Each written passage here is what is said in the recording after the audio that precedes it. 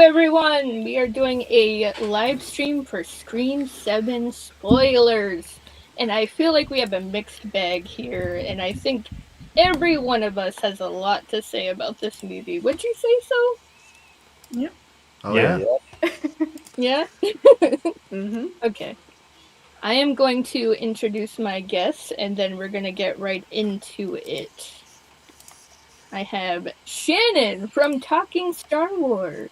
Hello. We have Ken from Sledgehammer Horror. How's it going, everybody? We have Julie. If you want to find her on Instagram, there she is. We have Sarah. You can also find her on Instagram as well. Hey. We have Kyle from The Flet from Another World. Hello, everyone. And we have Jake. Hey, yo. Even though I'm covering your face, I'm sorry. I'm here somewhere. Lurking. There you are, peekaboo. Also, I wanted to add someone else into this because I think you guys all agree with me when I say this. That there is a certain particular person that I feel we would have loved to share this movie with, and I want to add him into this. Because I feel like he would have enjoyed this movie. Yeah. And I think we would have had amazing conversations with him. 100%. Yeah. So I say, let's give a moment to Steven.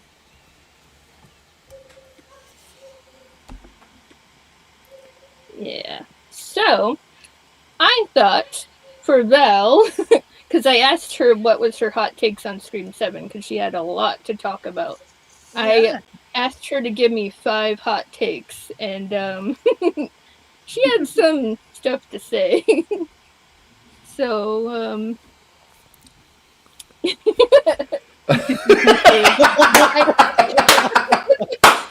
I made this for her.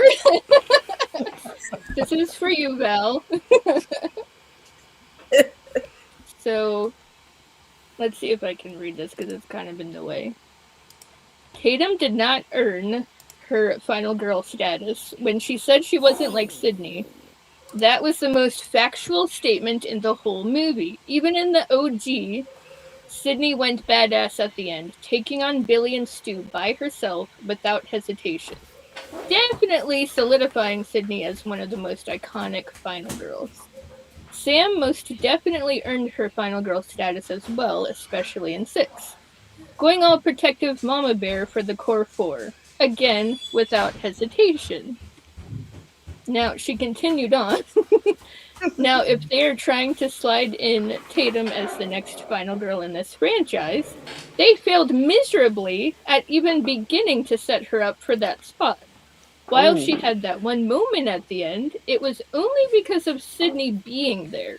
She had the chance to slam dunk her in the final girl spot for this franchise when Sydney told her to shoot Ghostface in the head and she couldn't.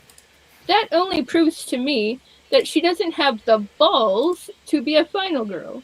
She needed backup to grow those final girl balls, aka her mom. What do you guys think about that first hot take? That's tough. Yeah, it's a little... What I want to say is, in Tatum's defense, her mom kind of molded her into not being that final girl. Like, and I think that's the point, is Sydney really made it so that, to her own detriment, she made it so that she would never have to go through anything like that. So she didn't have her prepared. It wasn't like Laurie Strode with Karen, where Laurie Strode had prepared Karen for this moment her whole life. Tatum has been shielded from all this. So she's always had to depend on her mom because her mom put that dependency on her. So in Tatum's defense, where Sydney thought she was being a great mom, she was actually holding her back. And that's something that I think all of us parents can agree with. We want to shield our children. We want to protect our children, but at what cost? When is it too much and not letting them go and find out on their own? And unfortunately for Tatum, she had to find out in probably the worst case scenario a teenage girl could go through. So in Tatum's defense, it's Sydney's fault. I agree, because I feel like Sydney was trying to shield her from that and didn't want her to have the same life that she had. Yeah. Whereas with Lori, I feel like she almost prepared thinking that Michael would come back. But Right. Sydney didn't want Ghostface to come back, so I feel like that's the difference. And I agree with you. But at the same time, like I said, when she wasn't ready for what was coming, that's when she was in trouble. So you always got to make sure your kids are ready for it regardless. I think that's kind of what bored me about the character. I just I love final girls that kind of go through an arc and then show some initiative in the back half. You know, like I never felt like there was really an arc with this character that they were trying to strike. It was all stuff that served the character of Sydney rather than the new character that they were kind of like 1 foot in, 1 foot out of focusing all in on. So I guess I'm just confused. I'm just confused what the point of even Tatum being there was, you know? Yeah. Yeah. I thought that was realistic, though. Like, this whole thing took place in what, 3 days? Are you going to go from soft, quiet, timid child who's been shielded from everything to just stomping down doors in like 72 hours? I think it was kind of good that she kind of stayed herself for the movie if it sets up like a longer arc over like the next movie. Like, this first movie showed that she really wasn't that much like Sydney, and I didn't think that was a bad thing.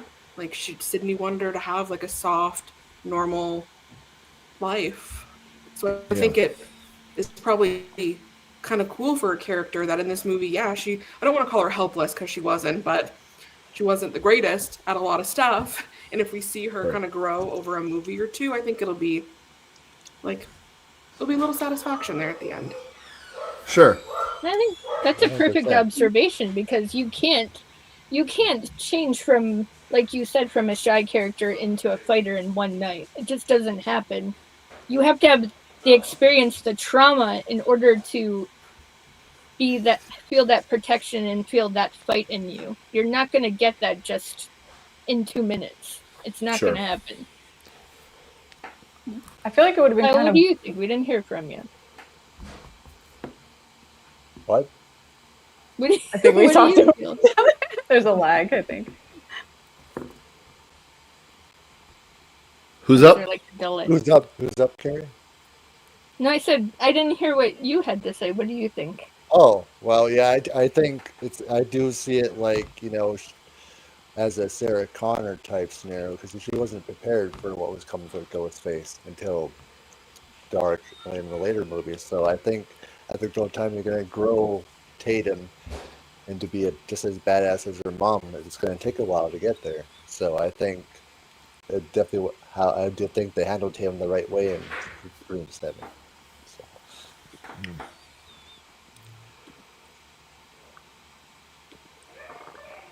Okay, well, on to the next. I like that she put hoe take, but anyway. This is the fifth Scream movie. I could have cared less if the characters died. I had zero investment in the friend group, which was because there was zero character development. They were characters used to fill in the space between telling Sydney's and Tatum's story, and just to add kills to the kill count. Just nothing to connect us to these characters at all. No substance to them. What do we think about that? I agree. I think that again, this is I just agree, this is not just this is not just Scream. I'm talking about everything now. The main characters have so much damn plot armor that they're more worried about, am I going to be in the sequel? Don't kill me in this movie because I want to make more money. I mean, look at Stranger Things. And that's what this movie did. They brought you in new characters to kill them rather than touch any of our existing characters. Every character in this movie was safe. And that's why, like, the moment where Sydney and Tatum are in the wall and Ghostface is there was no tension. There was zero tension in that moment because I know they're safe. Look at Scream 6 when they had that ladder scene. That's the most tense I've ever been in a Scream movie. Like, I was so nervous and worried at that whole scene. This movie had no moments like that because you know your characters are safe. I know that part 8's going to have Sydney, Tatum, Courtney. I know they're all going to be in it. And they missed a golden opportunity with Courtney. We talked about this last night on another channel. to make her into an addict that was struggling with everything. And you touched on it for a brief second when she's getting her pills and she's shaking, and like the death and all the loss she's gone through. Like they had such a perfect moment to expand and make. Gale has been stale for like 4 movies. And they had the perfect opportunity to have her come back to some type of character arc. How could she overcome this after losing Dewey, after losing everybody? And they just, God, I was so angry because again, they're all safe. They're good. There's nothing going to happen to them. I'm waiting for Sydney to get blown away in a storm and then Tatum to be like, maybe she went off to an island where there's 3 waterfalls and she has a family and everybody is safe after all. Like, it's just like, there's nothing where I feel any type of worry for them. And that takes away from the horror elements to me. That's a big problem I've had with 5 and 6 and 7.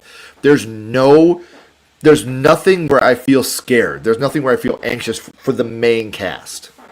That's true. Yeah, I can see that. Did anyone... Okay, so Sorry, Jake. I just have one thought. With Chad, when he got stabbed accidentally by Chloe, did anyone else think that Ghostface was going to snap his neck? Yes. Yeah. They were like, I might snap his neck. Because Ghostface went to, and Chad was like, I'm in part 8. And he was like, oh, I'm sorry.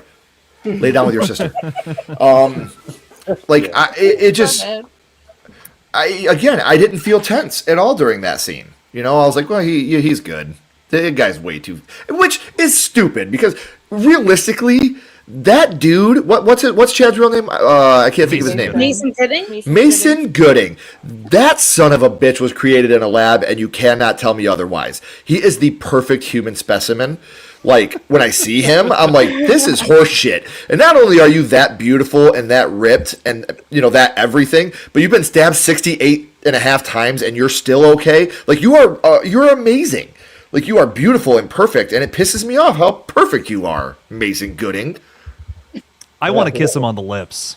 So hard. We all do. Yeah. So fucking hard. Yeah. Get in line. Speaking of which, hey, what's up, bearded? We're just talking about kissing guys on the face. I don't know what happened. I just come into freaking Jake wanting to kiss Mason on the lips. Like, I would, you know what? Kiss him on the lips. That's what I'm saying. I'm a straight man, have no problem with the LGBTQ plus community, but I also enjoy art. And Jake and Mason kissing would be in the fucking loo. That's like, the opening scene of Scream 8. I'll tell you, that's already been playing in this movie theater. Okay, it would be better than what they probably have planned. Oh man, so funny. I gotta just say, Val is 2 for 2 with the hot takes, or the ho takes. Sorry, I love it. I just want to say real quickly, my big issue with the cast is that they're the cutest bunch of theater kids, and I did not even remotely think for a second one of them was Ghostface. Like they're all so sweet to each other. They're like, let's protect each other at this bar, and I'm like, none of you are the killer. Right. So I miss the days when we had. Right. I miss the days when we had some Scream characters that weren't all just perfect and sunshine and rainbows. I love Cotton Weary, especially in like 2 and 3. Like, he's this complex character that doesn't exactly have the best of intentions, but is also trying to clear his name. You kind of get it, but he's also going about it in a fucked up way. So I miss characters like that. I hope Scream can get back to that in whatever comes next. Yeah.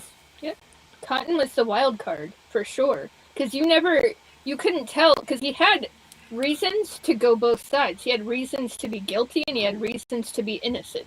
So I loved that, because you never know with him, and I thought he was a great character. I thought he shouldn't have technically died in 3, but that's just my opinion.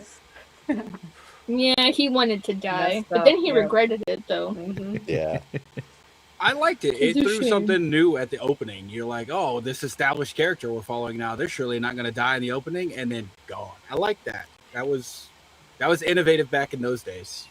Yeah. Now we just got to get crazy. Right. Like, let's, I'm Dude, not going to say what we need right now is a Dream Warriors. What we need right now is a Halloween Resurrection.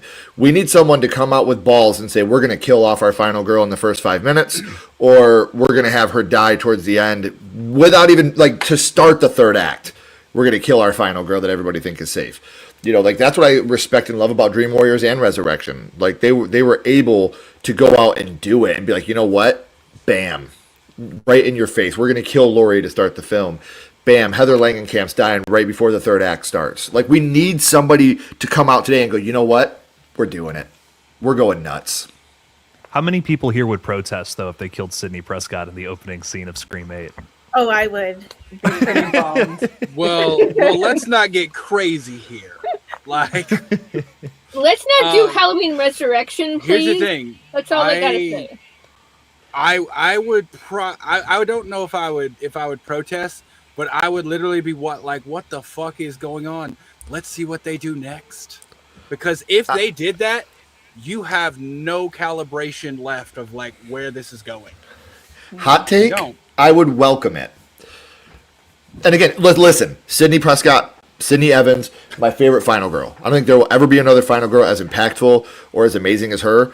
Her story's been told. Like there's only so many times where it's like, oh, we're coming back to Sydney. Oh, we're coming back to Sydney. You know. Well, that's why. Bathroom. Those are my ghost faces trying to attack me. We got a cameo. Look at that. But yeah, I just think that like there's only so much. I thought that 5 was the perfect exit for Sydney and Gale. Like that should have been the perfect exit for them, where it was like, you know what, they've rode off into the sunset, they've had a happy life, everything's great for them, and now it's just like we're bringing them back, and it's just the same things over and over again, and it's somebody's attacking Sydney because she wasn't in the last movie. That's like, why they need to keep him retired, I think. So. I think Sydney's losing it. I don't know if y'all noticed. She talks to herself quite a bit. So do I. There's nothing wrong with that. In this movie, I didn't know if you guys were really here. No, she talks to herself quite a bit in this movie. I'm like, she's going off. When does she do that? How do I not remember that? Okay, well, when she walks out of the, like, after one of those disagreements with Tatum, she's like, fucking motherhood. And then when she's looking for someone, that's I'm not talking gonna say who. to yourself. That's just That's talking to you. Well, Tatum did the same thing behind the door. I don't know. Tatum did the same thing behind the door? Yeah, she said, I forget what she said, but she said, nice talk. Fucking hypocrite, like wasn't it? Oh, yeah. Or no, yeah. Nice talk, yeah. She might have said, I don't know. I'm just, like I said, I didn't particularly like Sydney in this one. I didn't agree that Sydney's story's over. I feel like there's obviously plenty I think there's still plenty they can do with her. I don't think this movie is bad because of Sydney. I don't think they did Sydney right, and the story, it obviously had potential, but for me, little details just sunk this ship for me. Okay, but what if they kill Sydney right, and then Mark is the new final girl? Would anybody like that? I'd kind of. I would be Sydney to die, but I'd be into it because he's my new character. I really liked Joel. Joel was awesome. Yeah, we're Team Mark over here. Team Mark. That opening scene, or the first scene with him and her in the bed, was like the realest the movie felt. Like it not was to me. Oh no, I thought that was like two partners in bed together, just like laughing and like having that felt real to me. And then Sydney becomes a terrible mother again. See, I did like them, and I will say their chemistry, great. But again, for guys in the chat, I'm sorry, I got to say it again because he wasn't here. No father of a teenage girl is going to be like, you think they're doing it? This is not something a dad's going to say. When he said that, I was like, Mark, no, we don't think about that. No, stop. She still plays with Barbies and shit, man. Stop growing her up already. Like, I don't picture a world where any dad would say that about his daughter. But at the same time, I also don't picture a world where I would let my wife go and find the boyfriend in the room and not me. Yeah, it's, I don't know. I think he tries to be the humorous one. He definitely seems like he's the one that's like, he tries to bring levity between these two, like, Stonewall characters. And I don't know. I enjoyed it. I thought that was, I can see him saying it. Because he didn't say it like chipper at all. He was like, "Oh, you think they're doing it?" Like he didn't want it to be the case, but hey, a boy just snuck into her room, so that immediately comes to your mind. Like you can't tell me if a boy, as a father, if a boy sneaks in your daughter's room, that's not where your head is gonna be. Like, I gotta stop. Oh no, my head's gonna be behind bars. Exactly, but because of that reason, that's what I'm saying. So Right. I don't know. I didn't hate that. I didn't think it was weird, but I'm not a dad, so I don't know. Yeah, I'm Huh, not. nice try, Julie. Wow. You're not fooling us. Yeah, that sounds like Ghostface talk right there. She's trying to throw us off the scent. Exactly what a Ghostface would say. Yeah. I don't know. I would be totally cool with Joel or with Mark. Like, I told Jake earlier on the phone, like, I want a final boy, and I knew exactly who it was in this movie too, and we didn't get that. So, are we doing this is spoiler talk, right? Yeah. Yeah, it's spoilers. Say whatever you want. Okay, I fucking wanted Lucas. Let it I rip. wanted Lucas to be the final boy. Me too. I liked him. Could you imagine? Which one was he? I loved it. He was Jessica's The son. guy who died in the bar. He's the one who was yeah. obsessed with Insane Susan. jawline. Had the gnarly, Yeah. gnarly death in Yeah, the bar. but could you imagine? His mom tries to kill him. He figures out his mom murdered his father, and then he survives that. You know, obviously not the beer tap. We know that's not surviving. Like, he's not surviving that. But imagine, like, they left him. Like, the whole scene, the whole fucking finale is playing out like it is, and like he rocks up at home looking for his mom, and he sees that shit and has to help kill his own mother to protect people. Like, there's your trauma right there. And I think he'd be a great final boy. To be fair, people also think that you could survive getting stabbed to shit and a TV dropped on your face. So maybe he could survive the bar tap. You can survive that, to my knowledge. It's very survivable. There was a whole trial on it. Yeah, I was about to say, we presented evidence and everything. Did you not watch? I was a counselor there, if you didn't know. Like, Counselor Oh, Queef, yeah. yeah. Look at that. Trust me, I remember. That's why I objected. Objection. Julie, It's funny. Real quick sidebar. I took my 5-year-old because for those that follow me on social media, you saw me and my 5-year-old. I was letting her watch Scream to get ready for Scream 7, and we took her. And when Stu popped up on the screen, she goes, "He's dead, Dad. There was sparks on his face." And I was like, "You're right, babe. He was dead. What is going on here?" She was so pissed. he was She was so pissed. He was so dead they paid him to be in part 3. Well, how about this? Let me ask you guys this: Is Stu dead? No. I didn't see no body. No. The papers are missing. The papers are. That's Yeah. weird. Mm-hmm. He's coming back in 8. You know what? Plus, what the I body love? was And missing, right? No, the body wasn't missing. But you know what I love about this? And at the VIP screening, I went with Matthew Lillard. This was brought up. Just so you know. Oh yeah, This. they even Did you filmed guys it. see this? Yeah. They filmed 2 different endings. One with Mm-hmm. him actually alive, and then one where, the He wasn't original ending revealed. that we saw. This made me want to And- cry. Yeah. Well, here's what Matthew Lillard said. He's like, imagine, or he was talking, or somebody was talking about how much more focused people and certain people are that he's dead now after this movie. That's how much bigger of a shock it's going to be when he's alive in the next one. Alright. I really don't think he's alive, but I'm gonna rock with it anyway. I'm going to rock with that, Eric, because I need hope. I need some hope Yeah. for the next few years. If there's anything this did Out of do, the it brought promotions, my he'll be expectations fine. down. They have to keep him out of the promotions, though. Yeah. They can't Yeah. have him Yeah. all over it. They can't. It's not going to work. What? Let me ask you guys this. Here's another question that I'd love to ask people. Scale of 1 to 10. What are the odds that Jenna and Melissa come back for 8? Oh man, probably 0, which I hate to say. You said Yeah. 1 to 10. I give it a 2. Yeah. I give it a 0. 2 because I don't think they're particularly excited. However, a job is a job. A That's job. why Could I'm you shocked. imagine? That's why Could I'm you getting it. imagine? I still think that it would be so perfect if in Scary Movie 6 there's a scene of Melissa and Jenna walking and Ghostface running by them and them being like, "I thought we weren't involved in this anymore. I thought we were done with this." Like, that would be the perfect Scary Movie 6 thing for me. Like, I am please, holding the faith alive for that. Please, That would be way God. too funny.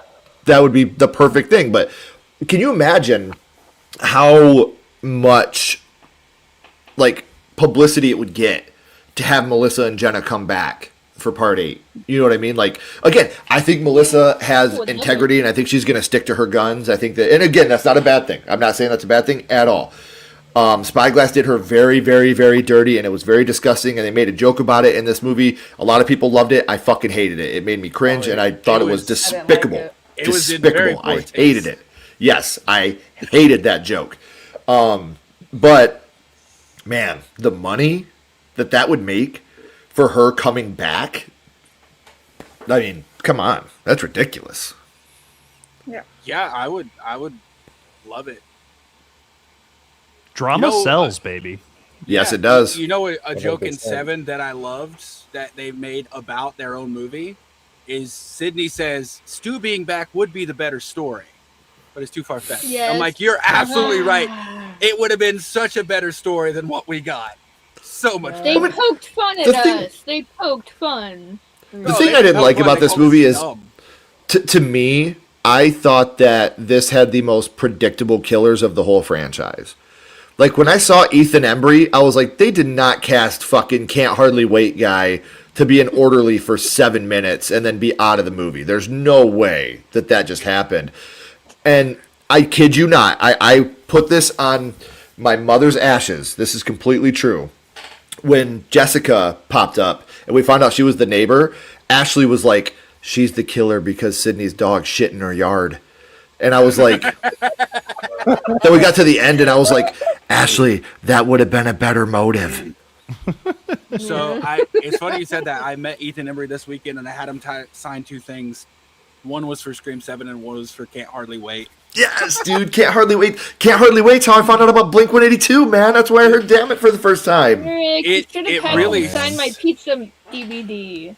It really sucks that I dislike Part 7 because he is the nicest guy and he is so genuinely in love with the fact that he got to be in a Scream movie.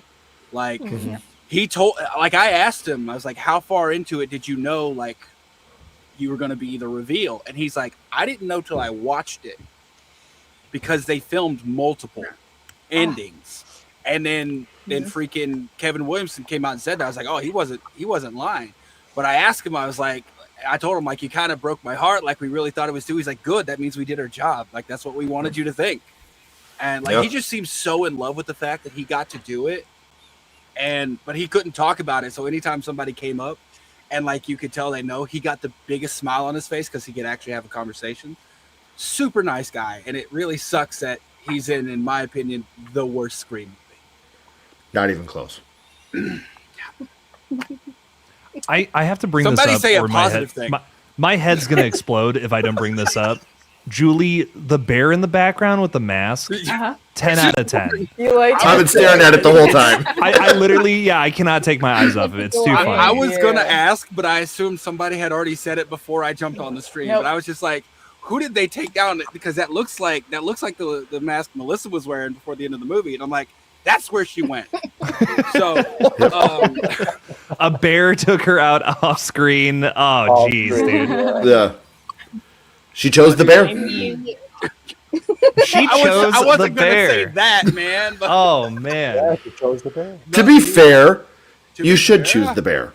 You should choose the Always. bear. Always Men choose are the bear. over Scream Men 7, are I would choose the bear fucking every day. disgusting. Dude, Ken, what you said about in Scary Movie, I would love that, and especially if they just use the exact same Gale joke from 7, which is like, I'm glad we're not part of that anymore. That last one was rough.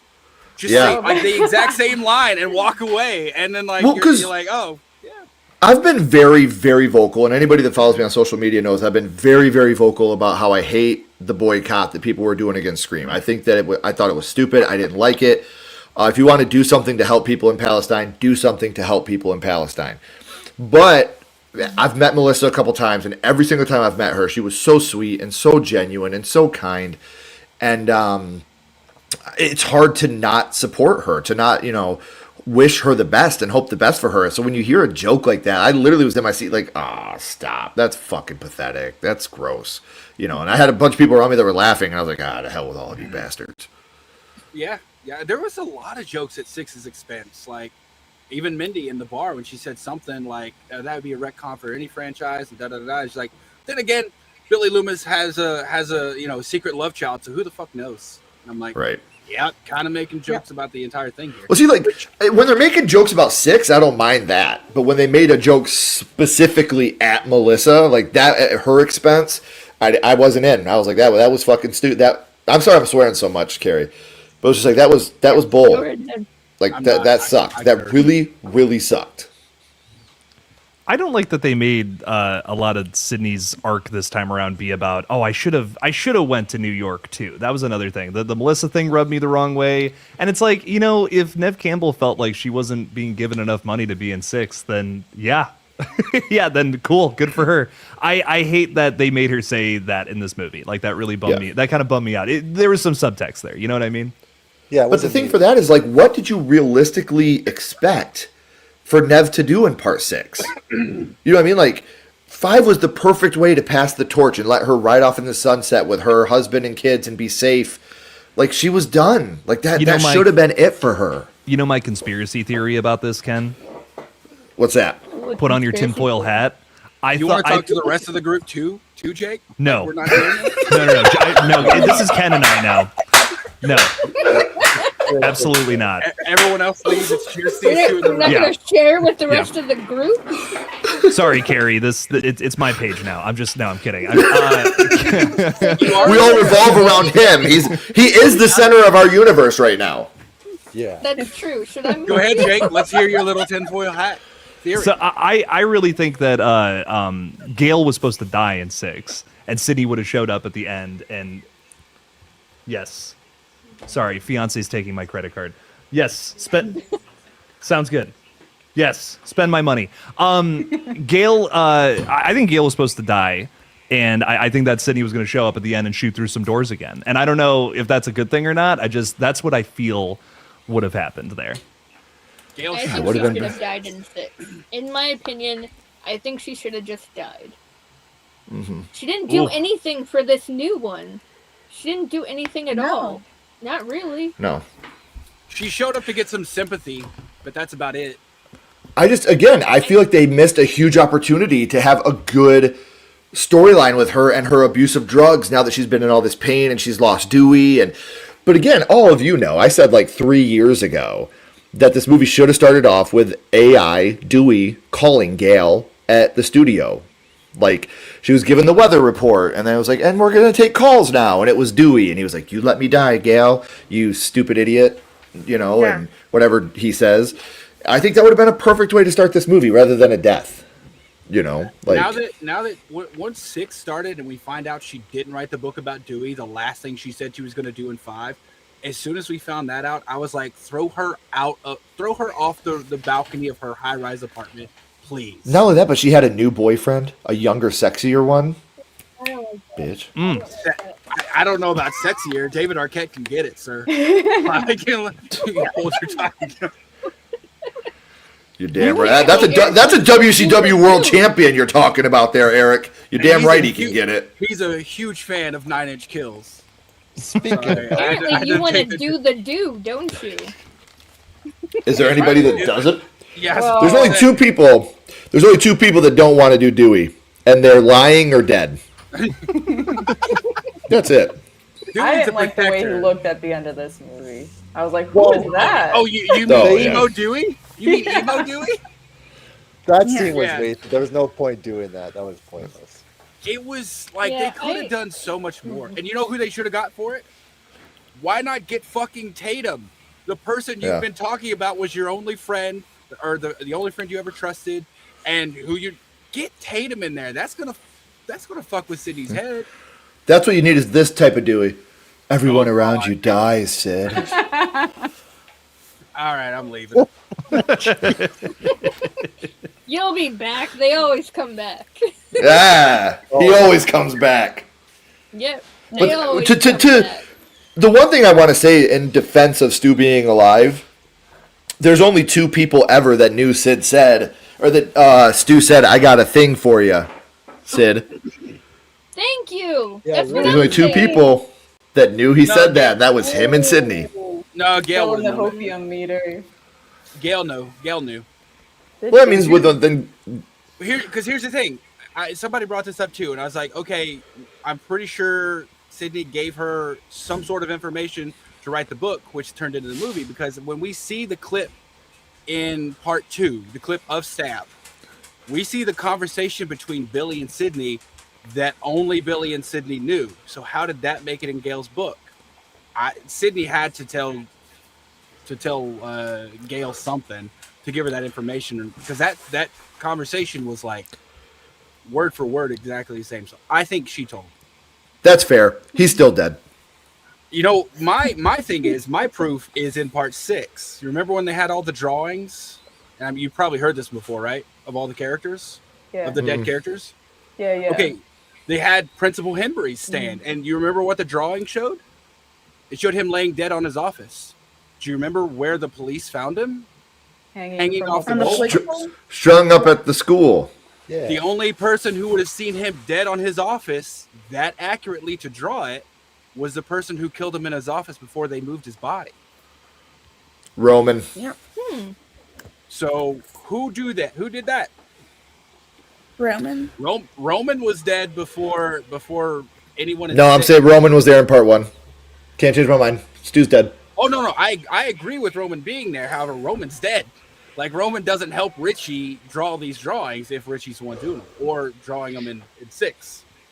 I That's think true. we're giving the writers too much credit here. I think we're all talking about how, like, they have all of these little things planned out, and she must have told Gale so it could be in the book. I think they just did it for us.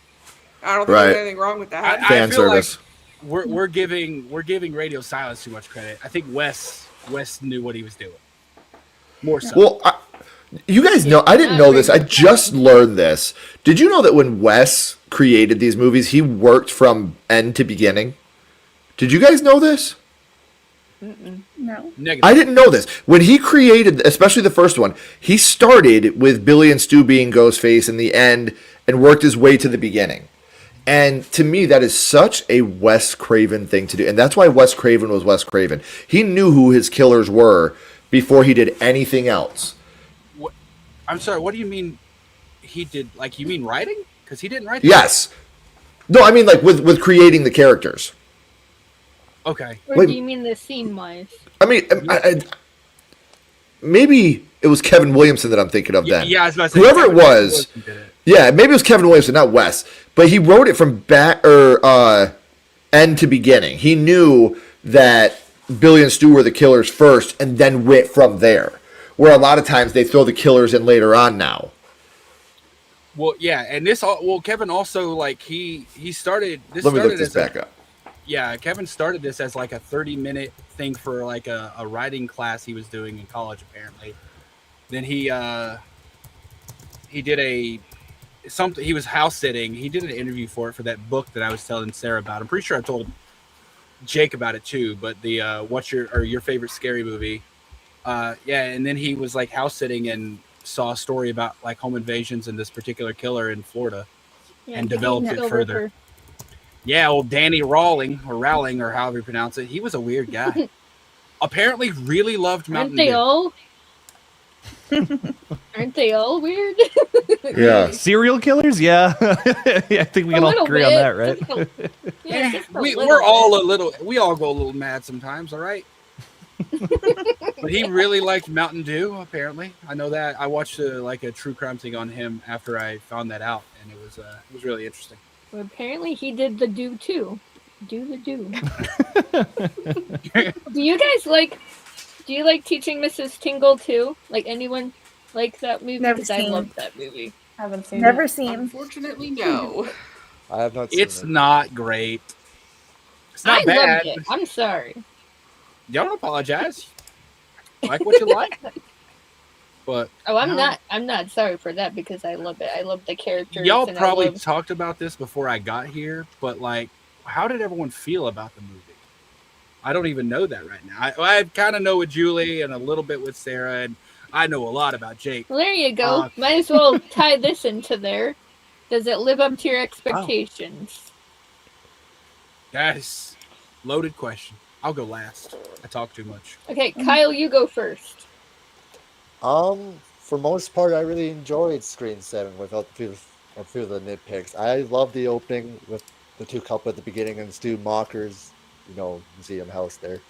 I love that, and I also love the scene when he switched out the mechanical ghost face with the real ghost. I was like, okay, he's actually standing there this time, and how they died and how he burned her was awesome opening.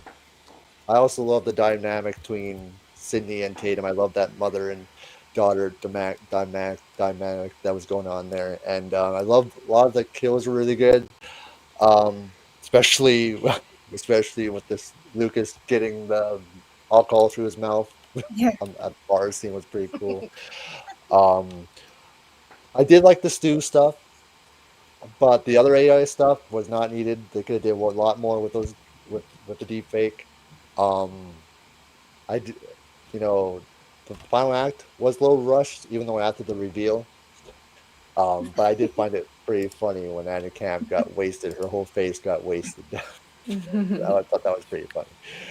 Out of all of the AI stuff, when they showed the AI with Ben on the laptop, why does it look like he's morphing into Stu like the Hulk? Ooh, that got weird. Yeah, I know it got way weird. too far.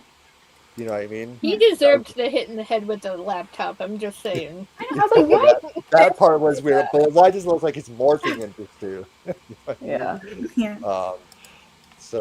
But I was cool that Margot Bertrami's score was in this. But I do have there was some parts that they could have changed for sure. So the most part. What do you give it out of 10? I'm just curious. Who, me? Yeah. 7 out of 10. Okay. Shannon? So I kind of went in with my expectations low, I guess. Like, I feel like somebody said here, like, I feel like as soon as Anna Camp was cast, it's like we knew that she was Ghostface, especially, like, if you watch the first trailer, it's like, where in the fudge was she? Right? Which I kind of, liked of how they did not show it, because, like, it probably would have revealed it first. Unless there was, like, some deleted scene, I guess. Right. Because, like, there probably is, like, more footage to, like, what we saw with Anna Camp, for example. And, like, we didn't even see Ethan Embry in the trailer or TV spots. Unless I'm dumb about Ethan for TV spots. Neither Anna or Ethan were in any trailer or TV spots. Yeah. So, yeah. But yeah, like I went in low, but I was really like surprised at this. Like it was like a motive that we probably didn't see coming. Like we all thought Leslie Macher was going to be in a camp, so kind of like that it wasn't related to a former Ghostface. Even though the Stu one would have been better, just because. What are they going to do with 8? I wonder then. Right. It's only going to make sense if Stu has something to do with it. Just saying. Yeah. But yeah, 7 out of 10 for me, for sure. Sarah? As per usual, I have bullet points, so I'm going to just go through these. You go through it. Do it, girl. Okay. We got highlights, we got rankings, we got ratings. Here we go. Movie. Okay. 6 out of 10. Ranking 1, 2, 3, 4, 7, 5, 6. Positives: Gale and Sydney's relationships, mature story, the inclusion of Chad and Mindy, who I liked better than in the previous 2 films, Mark freaking Evans, nostalgic set pieces, music, vibes. They were fun. It was fresh. I liked the opening kills. I liked the whole murder Airbnb. I thought it was like an improvement on the Shrine in 6. And I liked Ghostface pre-reveal. Now the negatives. Brutal. Yes. Brutal. Literally everything damn it, about Carl. Jessica is my negative. Just my note just says everything about Jessica. I hated her. I hated her motive. I hated her reveal. Not a fan of Jessica. We spent too much time on too many kids that did not matter. The AI was kind of cringy, and it's not going to age well. It's going to date the movie. The murder mystery was like kind of weak, and it just needed like more time to breathe. Like in general, we were just doing too much all at once. But like my main takeaway is like I still had fun. Like I'm kind of mid on it, but if like 8 course corrects, I could probably forgive like a lot of sins of 7. Okay. And that's me. Does anyone else think of the movie Hot Chick every time you hear the name Jessica? It's me! Oh, Jessica! Me! Jessica! That's like all I hear when I hear that name. Oh, I love that movie. Me too. Too bad Rob Schneider's a douche now. Yeah. Sorry. We'll move away from that. Fine. Jake, it's your turn. Hell yeah. I just didn't think I would ever walk out of a Scream movie feeling like I just didn't have any fun with it. And that to me is maybe my biggest issue with the flick. I have walked out of every single Scream movie at the very least just having a very good time or really vibing with something that was consistent throughout the entire film. I can say that about the previous 6 movies.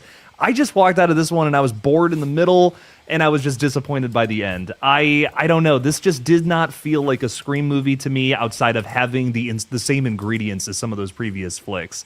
The setting was really boring and just not utilized to the advantage, I think, of the filmmakers. Small town USA is scary because Ghostface can kind of pop up anywhere and you might be alone perhaps, and this movie like took that way too damn far. Pine Grove, Indiana is a ghost town. No one is anywhere, and the cops are even worse than the Woodsboro PD. So I don't know, there's so many moments of this film where I was 90% of the time frustrated versus having fun with the over-the-top kills every now and then. This felt like a Lifetime movie, casually interrupted by Ghostface killing people in Art the Clown style manner. I don't know. It was so all over the place, and just did not feel like those tight Scream movies that we've gotten in the past, and just didn't really have fun doing it either for me personally. So I was really disappointed with this one. It ranks very, very low for me. What is out your of 10? ranking? Yeah, out of 10. I give it a 2 out of 10. And what's your ranking? It's at the bottom of the barrel, baby. Like I think, and again, all the Scream movies are like they're up there. Like they're all very close. I love all of them a lot, and you can kind of rearrange them a little bit. 7, I just think, is always going to be at the bottom of my rankings moving forward. Okay. I hate to be so negative. Right, Ken, let's hear your thoughts. I love to be negative. I loved the first and second act. Negative or positive. I just see it as a view, the way that it resonates with you. Yeah. I did love the first and second act. I thought the first and second act were incredible. But there's so much about it that was negative to me. Like, I've got my notes from when we were actually in the movie. Because I'm that guy where I take notes as we're going. And one of the ones that really bothered me was when I literally have the killers are the orderly from the hospital and the weird kid's mom. Like, that's, I didn't even know their names.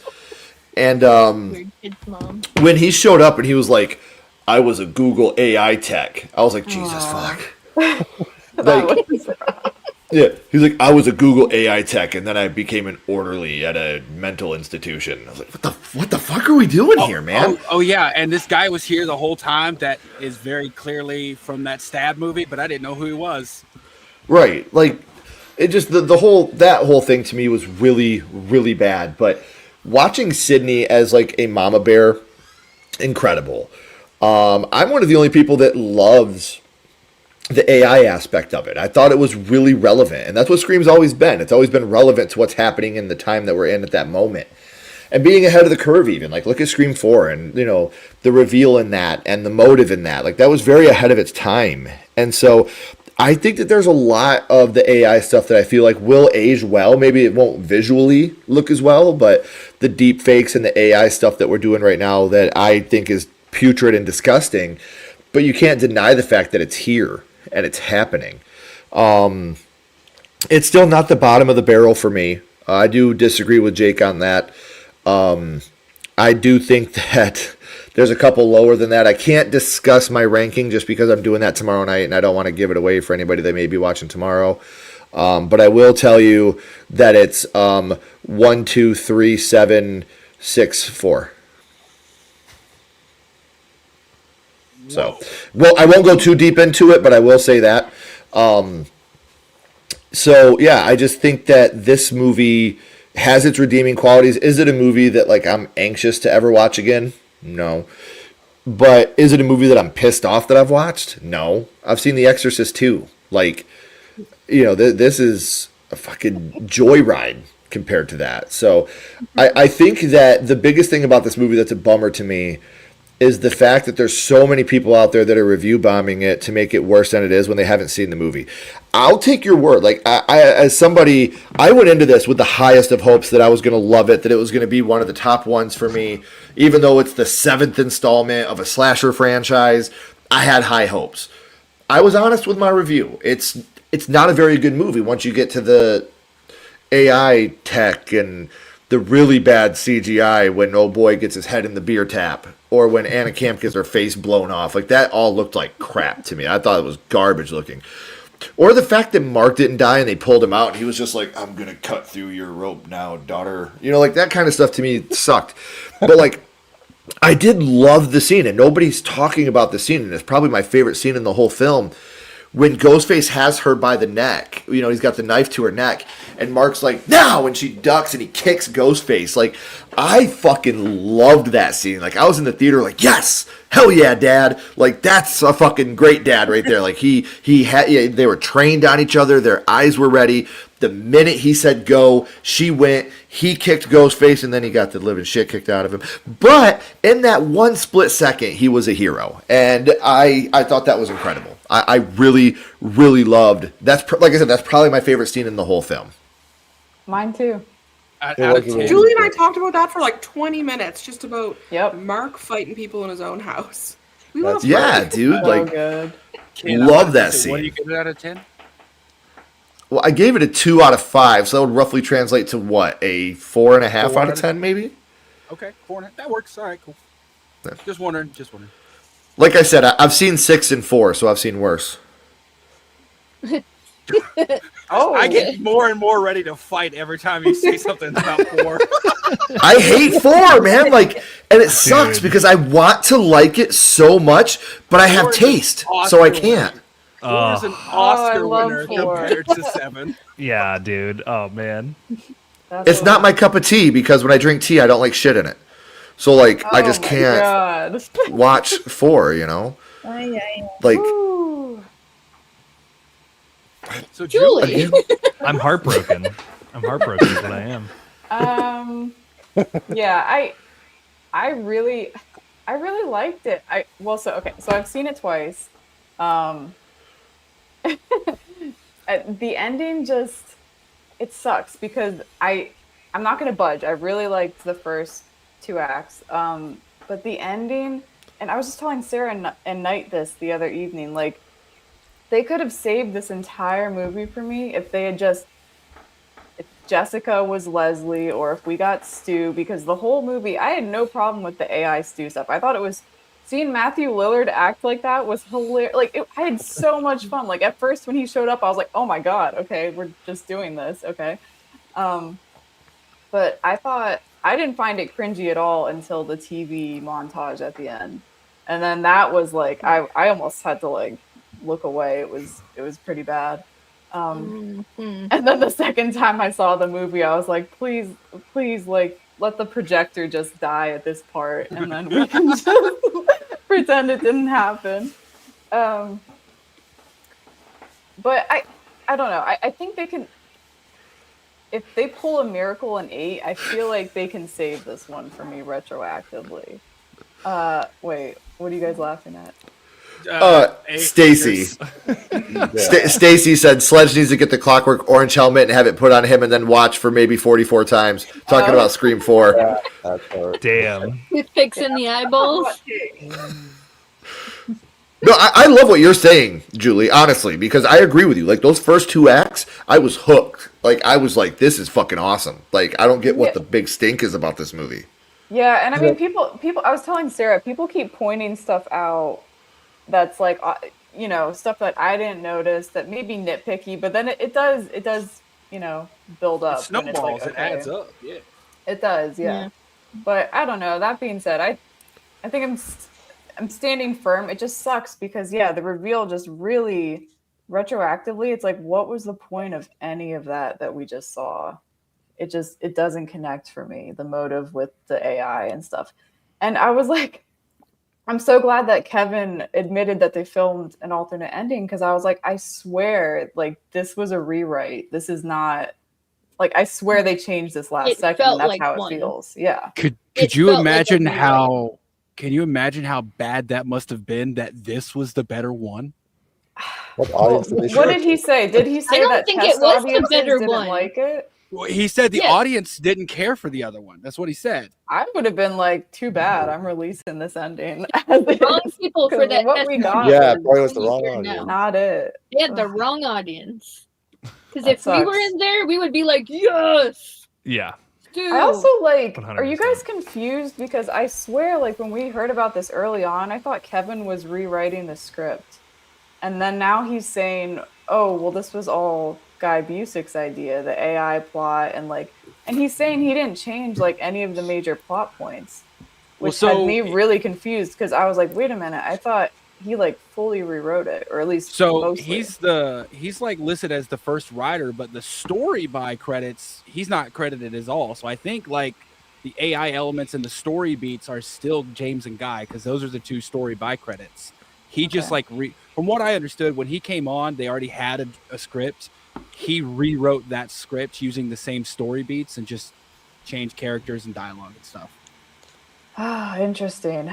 I just find it so like, I can't believe he read that ending and thought it was good to go. Like, I don't know. I agree. I mean, but what you're forgetting is Ethan Embry was an AI tech at Google, Julie. You're right. I did forget to mention 16 years. For 16 years. Did you say that? And then he said, you know what? This isn't for me anymore. I'm going to go be an orderly at a mental institution instead.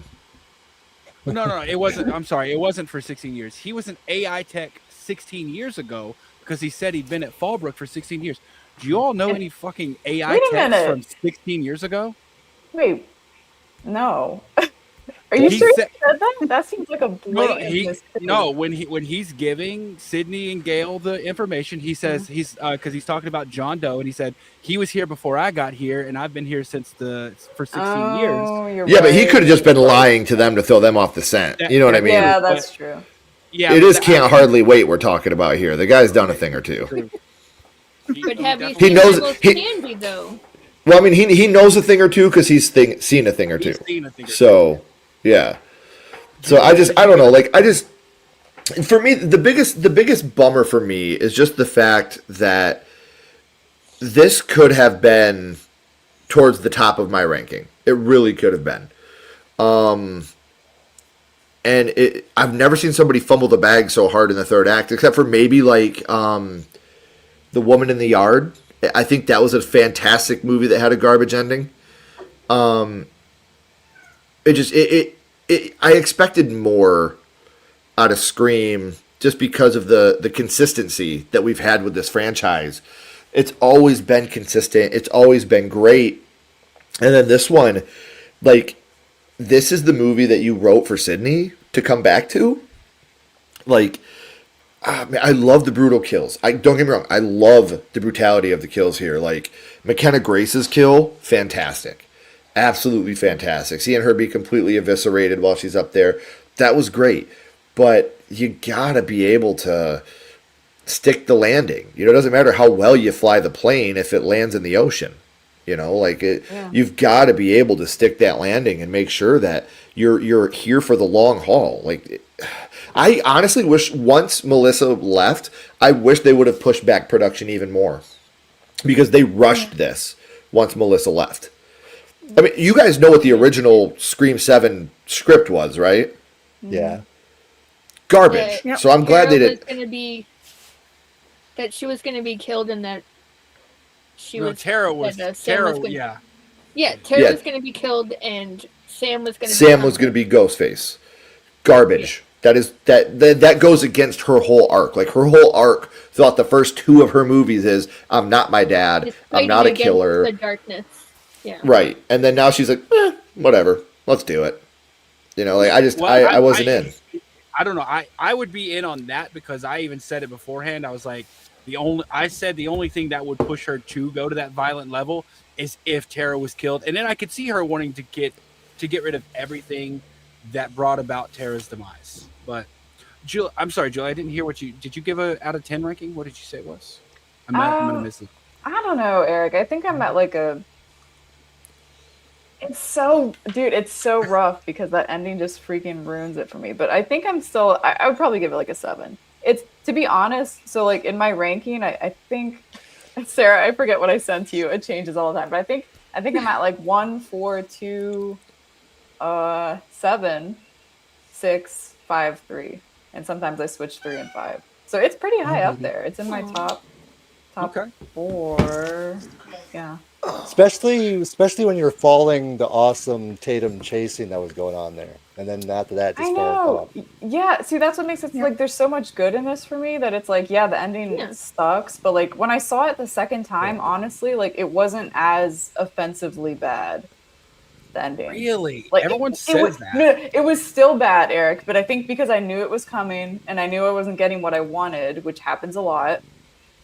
For me, at least. Your expectations were lower? Yeah, well, I knew what I was going to get. And because, like, the first time I saw it, like, they really got me at the end when he's like, come on out, Stu. I was like, oh my God, they're doing it. And then a short Ghostface walked out, and I was like, that's not Matthew Willard. We talked to him about that. The gates opened. I was like, oh my God, yes, please. But then she walks out, and I'm like, oh. Yeah. I saw how short she was, and I was like, nope. Yeah, we talked to him about that, and he's like, yeah, that was like, he thought that was exciting because like that was awesome and I understand why, but this movie for me, I have it as a 5. I've seen it 3 times now, and with every time I watch it, it's gone down like half a point. Stop watching it. Here's the thing, like I feel like a lot of people went in as like this movie's a 10, and then they're like, okay, well because of the ending, I'm taking a point off, and because of that, I'm taking. I went in with this movie as a 0. Like I paid money to watch this. You're gonna earn points by giving me good things, and like it got a point because of like use of shadows. Like it had great use of shadows, like cinematography wise. Like they're in the chase scene and stuff like that. Really like that. The silhouette of Ghostface on the exactly. wall. That was beautiful. It was. I'm so glad they left it in. What about it was in the trailer? But what about the absolute blatant Halloween 78 reference at the beginning when Ghostface comes out of the shadow behind him, just like the shape does in Halloween 78. There's so many Halloween references. I was like, if the coolest thing you do in this movie is ripping off another movie, then that's not good to me, because I also feel like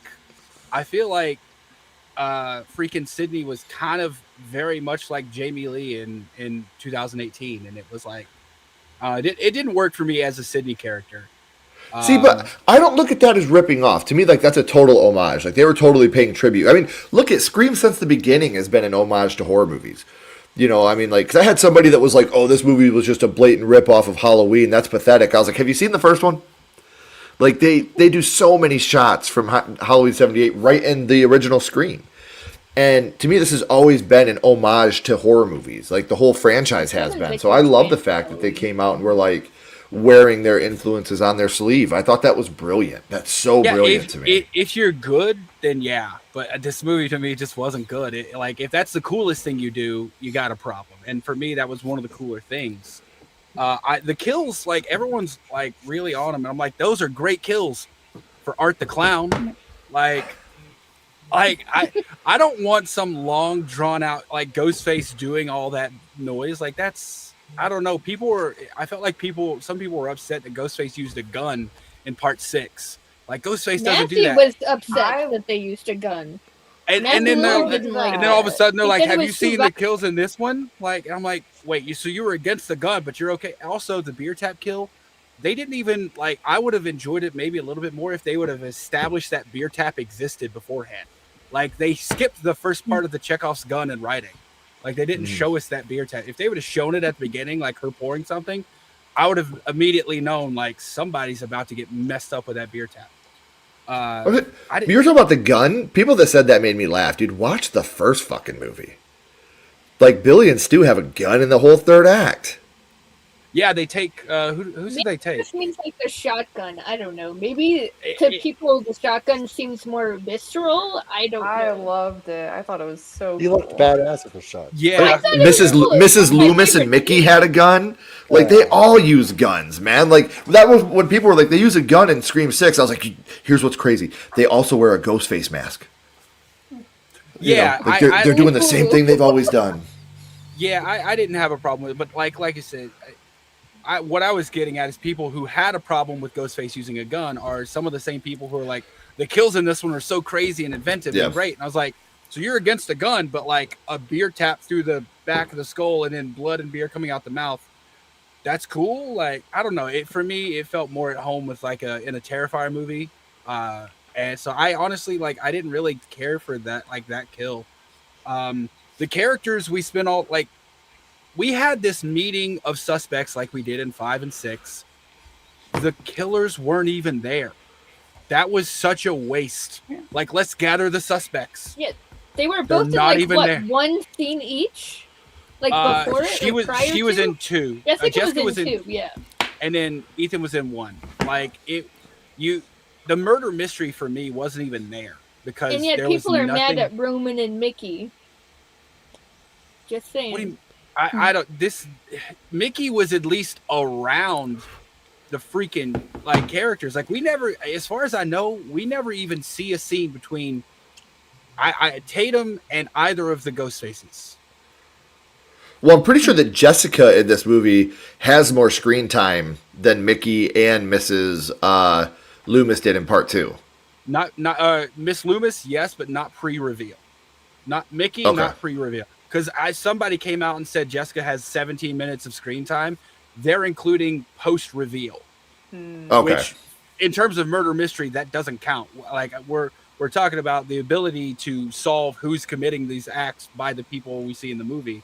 She's in 2 scenes. The scene with her and Sydney at the coffee shop, and when Gale comes up and starts talking to Lucas, her son, and like kind of like questioning him. That's the only 2 scenes she's in. So she's in the gym too after I think McKenna Grace dies, and the police are like, "Where were you?" And she's like, "Yeah, I was at home with my son," or he was at home with me or something. But that was like 10 seconds maybe. Yeah. Have you seen the clip of her on her phone while she's in the gym and she's working her legs out? Have you seen that? No, what the hell is that? There's apparently I'll try to find it. I'll put it up on Instagram tonight so you guys can see it. But there's this thing where she's like working her legs out at the gym and then she hangs up a phone. And I was like, could you imagine if she was just doing Pilates? Like, hello, Sydney. Couldn't help but notice your daughter is at the... You know what I mean? Like, I think that would be fucking hilarious. Was that a deleted scene? Or But I will... Uh-oh. I will find it. Okay. Yeah, please do. I don't know. I gave it a 5 out of 10. The ending, not only was it like the motive was awful, the reveal was terrible. And do any of you know what the plan was? Like, what was their plan? Because they needed, with that motive, they needed to get Tatum out of it. Yeah. They needed Tatum to live because that trauma cycle has to keep going. So in order for that to happen, she's got to live. Do they think they're just going to cut her loose and be like, all right, go forth and live your trauma. We're going over here. Please write a new book. They made it seem like Jessica was going to like almost adopt Tatum. Like in my opinion, that's like what they were What trying do you to mean? implicate. Like how is she not immediately going to the what is she how did they not know she's immediately going to the cops, or as soon as she gets a gun she's not going to think person that who way. just killed I kind of took that way. I didn't think of it the first time I saw it, but the second time I was like, okay, maybe Jessica's okay with Tatum killing her, as long as like she's like, okay, I did what I was planning to do. I made a new Sydney or whatever, and that's gonna live on past me, even if this girl kills me right now. But like, still mission accomplished. I don't like. It's stupid. I know it's stupid, but I'm just saying that's. Well, her whole thing was she needed copium. Sid. Yeah, her whole thing was she needed Sydney, and Sydney needed that trauma. And now she's saying, I don't need you because I need to make the new you. But she needs that, so I don't like. She's. Yeah, it doesn't. you're right. I don't know. It doesn't make any sense. Like Kind it's of so all falls nonsensical. apart. Yeah. It really does. The only Mark Evans and Lucas were the highlights for me, and that's Mark. Like I love that Mark he'll throw fucking hands with anybody. It doesn't matter. Like when his family is there, like he's walking through the house with a like. Oh, that's another thing I didn't mention. The third time I saw it, I remember when they go back to their house after the McKenna Grace kill. Before they step foot in their house, they have the police clear their house. They didn't clear the attic. But they Barely. didn't check the attic. What the They were hell? checking It was- closets hold on. or attics. I They took counted. the whole I house. pulled a timer out that third time because I'm like that. It's 24 seconds from the time the last cop leaves the house till Ghostface jumps down from the attic. 24 seconds. That's the most useless police clearing I've ever seen in my freaking life. Like, Yeah. that scene didn't even need to be there. Well, another thing that pissed me off that I was just talking to Sarah about, Mark Evans, my favorite character. He, again, this was spoiled in the trailer, but when he goes back into his garage, right, and he hears a bang, and this is after Sydney, I think, goes with Gale to the mental hospital, and he's alone in the house. And he goes into the garage, and he knows he seems to suspect he heard somebody in there. He doesn't even draw his weapon. He's got his back to the plastic. Like, that pissed me off so much. I was like, what are you doing? And he, like, they killed Carl already, but, like, didn't he know that Sydney and Gale had gotten another Stu call? I don't know. Did he know? Like, they took that call, in the dining After. room? But he was there in the house, wasn't he? That's right, because I was about to say, like he was convinced that they had killed. You're absolutely right. I didn't even think about that. And they wouldn't have just not told him, because like why would you not tell your husband and your daughter that, like, hey, there's another killer, we just got a call? Well, he also is. They probably. Am I the only one hearing that music right now? I'm hearing it too. Okay, I was like, And is it it's you? it's not, okay, cool. I was trying to screen Is it record you, this. So Dan? I'm screen recording something so I can send it to Carrie. That way she can see what I'm talking about. No, they Okay. they would have had to tell him, like, hey, because it doesn't make sense to go to Fallbrook if there's not an existing threat. Okay, so that really doesn't make sense. You know what else didn't make sense to me? Lucas, the true crime expert who knows everything about these killings, taking a broom and saying, I got this, and running into a Ghostface. Like, Dude. I'm like, what are you doing, my guy? Yeah, really. Like, Well, That was upsetting. you were just with the girl, like, feeding her fries, having a good old time. Things are getting better for you. Fucking leave. Fucking leave. And I was rolling my eyes because I was like, oh God, like, he's not the killer, is he? Because if he was just going in there and he got some fake blood on his chest, but nope. That's He was what just I dumb. think. That's what I'm not everyone gonna lie thought. to you. I thought when he came out with just a stab on his stomach, I thought it was gonna be a fake out. Yeah. But then they pulled it on us, and he ended up getting that gnarly kill. Which I wouldn't have minded that kill, but I'm sorry. The beer coming out of his mouth, that ruined it for me. If they was a didn't do joke. that, if it was just like maybe blood oozing, that would have been fine. But the beer coming out was too hokey for me. It was a joke. I think one it funny went on thing. a I little too know. long. One It funny did. thing It that really did happen to me. So it was at the screening in Florida. So after he kills Celeste, he's like, Ghostface is on top of the bar. He jumps off the bar and he lands kind of like with a thud. The people next to me thought she had already died, and they thought he jumped on top of her. I thought the same thing. So Yeah, the me people too. next to me was like, wow, that's a little bit of overkill. And I leaned over to Marcus next to me. I was like, they think that's overkill. Wait till what they're about to see. And the whole theater laughed the whole time. That's the thing. Like, it's a joke. It's not even scary or anything at that point. Like, it took me out of it. And that's one of the reasons, like, I feel like it's an Art the Clown thing, because somebody brought up the Olivia kill and how brutal that was. When I saw that, I was like, oh my God, that's awful. When I saw this, yeah, it's brutal, but I'm like, that's dumb. Like, I didn't think, like, it made the Olivia kill made sense because it's a freaking angry high school teenage boy being stupid. This was like a grown ass man fucking dragging this out, lifting a kid up by his head. Also, like, didn't make sense. It wasn't scary. It was funny and it was dumb. But we also got to remember the dumbest that thing was the whole bar scene. No, go ahead. I'm saying the dumbest thing about the whole bar scene that drove me nuts was Chad and Mindy. They go and they try to escape and they're like, oh no, we're locked in. We're going to have to go through the kitchen with the killer. I'm like, my brother in Christ, we have floor-to-ceiling windows and a glass door. I've been to that bar. Get out. They have 3 separate doors in the dining area alone. They didn't need to go through that fucking kitchen. There's no door. Just according to throw a them. little chair through and you're gone. You didn't even have to look for another door. Yeah, really. Yeah.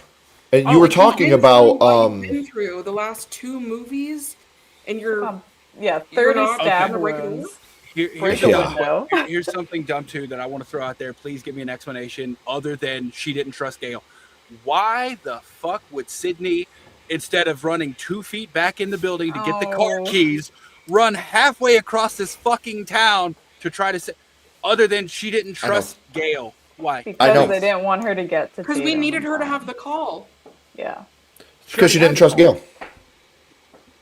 Get Gale's keys and leave her there. You know what it would have set up? You know what it would have set up perfectly? If Gale would have refused, have Sydney punch Gale again, and then have Gale fucking be like, again with this? But Gale's so comatose on pills and pain, she wouldn't have even felt it. See, we're focused on 2 different things with Gale. Like, I can't believe how differently we've interpreted Gale in this. It's driving me a little crazy. See, I'm going to be honest. I didn't get the she's abusing drugs feel from Gale. I got she needed them because she has nerve damage and she... See, like... I don't know, man. Because it's the timing of it. As someone, listen, and I'll be completely transparent here, as somebody who abused drugs very, very often, who very thanked the Lord in heaven got clean when his son was born, addicts recognize addicts. And she started to get her pills once she got emotional. And that to me is addict behavior. Like when you start to feel that emotion, when you start to actually feel something again, you need to numb it. You need to take it away. You need to get out of there. And she needs to get out of that because it happened right when she brought up Dewey. When Sydney brought up Dewey, she's like, I would tell myself what I tell myself all the time. I'm fine. And then she goes for her pills. You know, like to me... I think the point was not to focus on Gale having to take the pills. It was Sydney's reaction to it. Sydney looked at her and finally realized that it wasn't just Sydney by herself all of this time. Gale has been with her since day one in the trenches and now has like irreparable damage. It was like one of their biggest bonding moments of the movie. I mean, maybe. I don't know. Like I said, as a former addict. Face when she was looking at Gale. She was like, damn, look at this junkie. I should just give her a needle. That's not what I saw. Yeah, that's not what I saw Literally either. not at all. Yeah, for me, that's... I like I saw actual empathy.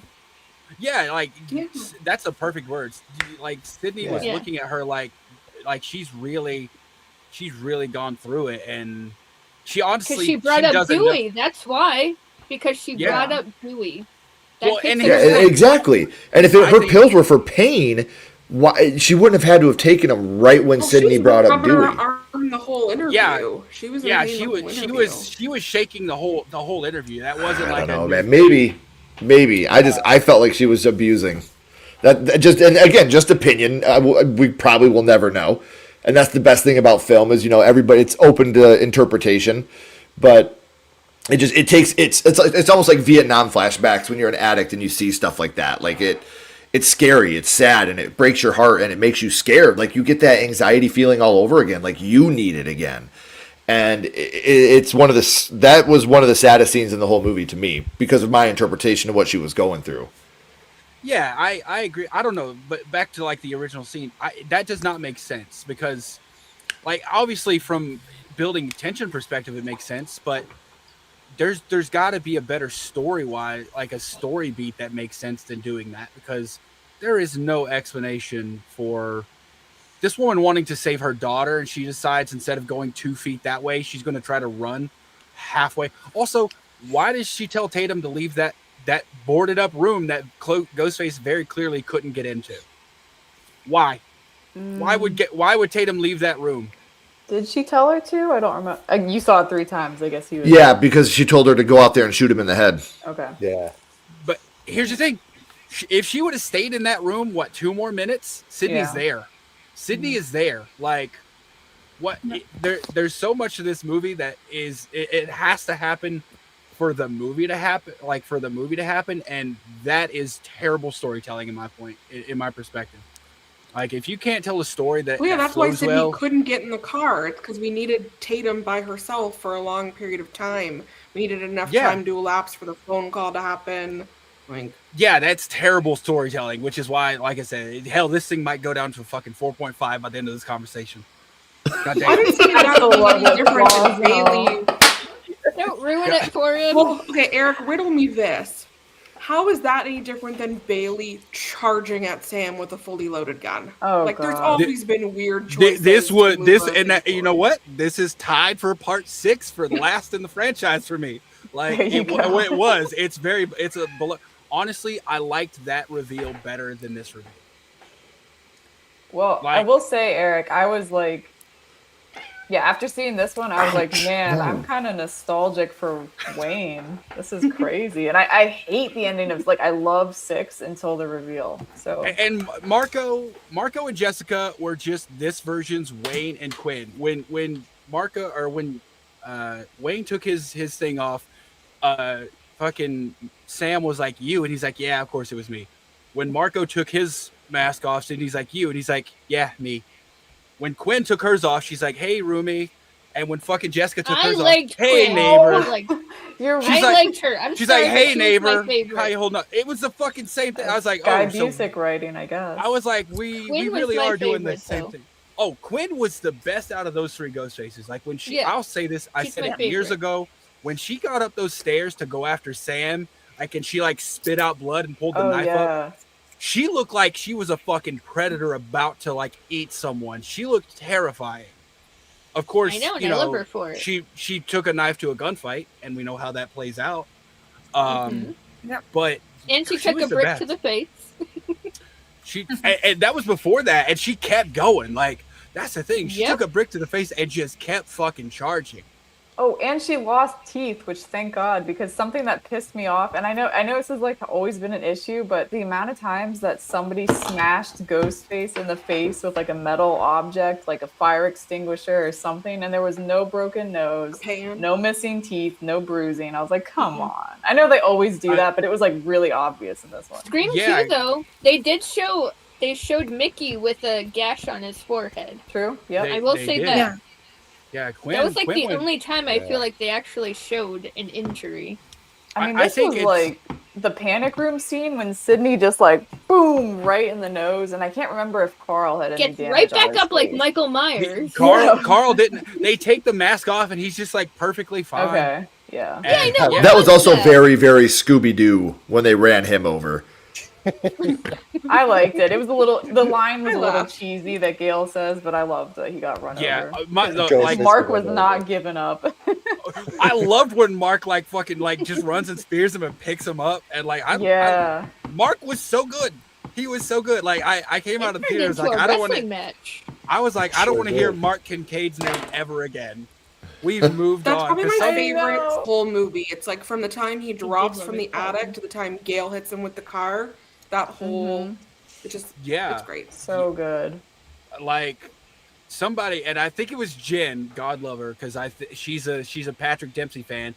She's like, she said something before this one came out about like Mark Evans getting killed so that Mark Kincaid can make a return. I'm like, after this movie, I'm like, Mark Kincaid who? Patrick Dempsey wouldn't be throwing hands like that. He would get tripped and be out the rest of the fucking movie. I know. I'm actually like, I feel a little bad, but I'm really glad he didn't come back. Yeah, the reason he didn't come back is a terrible reason. I feel bad for. I feel sad for him, but also, I think we got the better of what was going to happen. Because even if it was the exact same story, I don't think he would have played that humor like the same while they're in bed. I don't think he would. He's not picking because like Joel McHale's a pretty tall guy. He's a pretty big guy. Yeah, he's really tall. Like he's not doing all that physicality with Ghostface like Joel McHale did, and that's a positive I'll say about the movie is like the Ghostface kill in seemingly the first act. Love that. That's awesome. Like we've never had that before.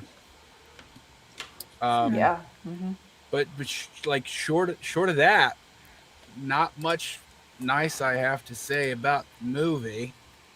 I mean, I appreciated that halfway through because in 6 we got the really cool opening in 6 where they did something different, and then in this one they found some way to do something even different again, which was really cool. Yeah, I agree. Yeah, for sure. Who was it? I asked Ethan Embry this because I was curious to his thought.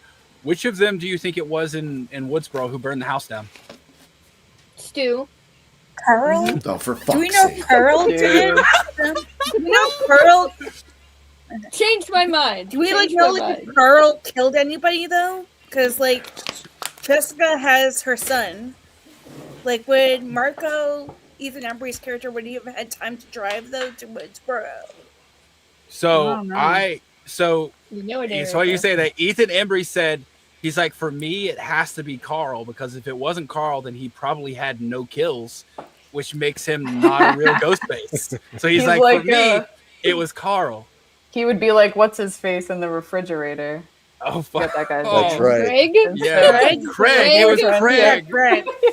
Freaking Greg. Greg. But yeah, because like I thought like Marco was still alive during McKenna Grace's kill, but I don't know if it would have been like if Marco would have been the one there because I doubt he would have known his way around the costume shop and all that because we see Ghostface down there like very briefly behind her before he goes up and like starts moving her on the lighting board. I think that was more than likely Jessica there.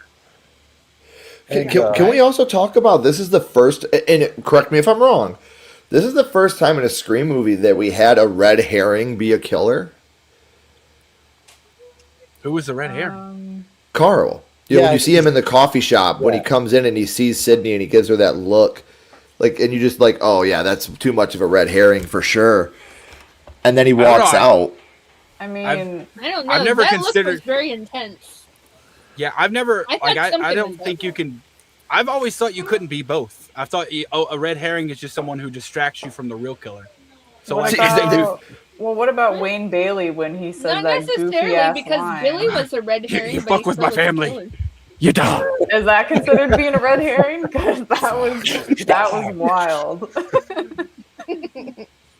Cause like for me, the only red herring in this movie was the drama teacher, and that The guy drama was- teacher. I wanted him to fucking die. Oh my! His Thank problem? you. Yeah, what was his Yeah. problem?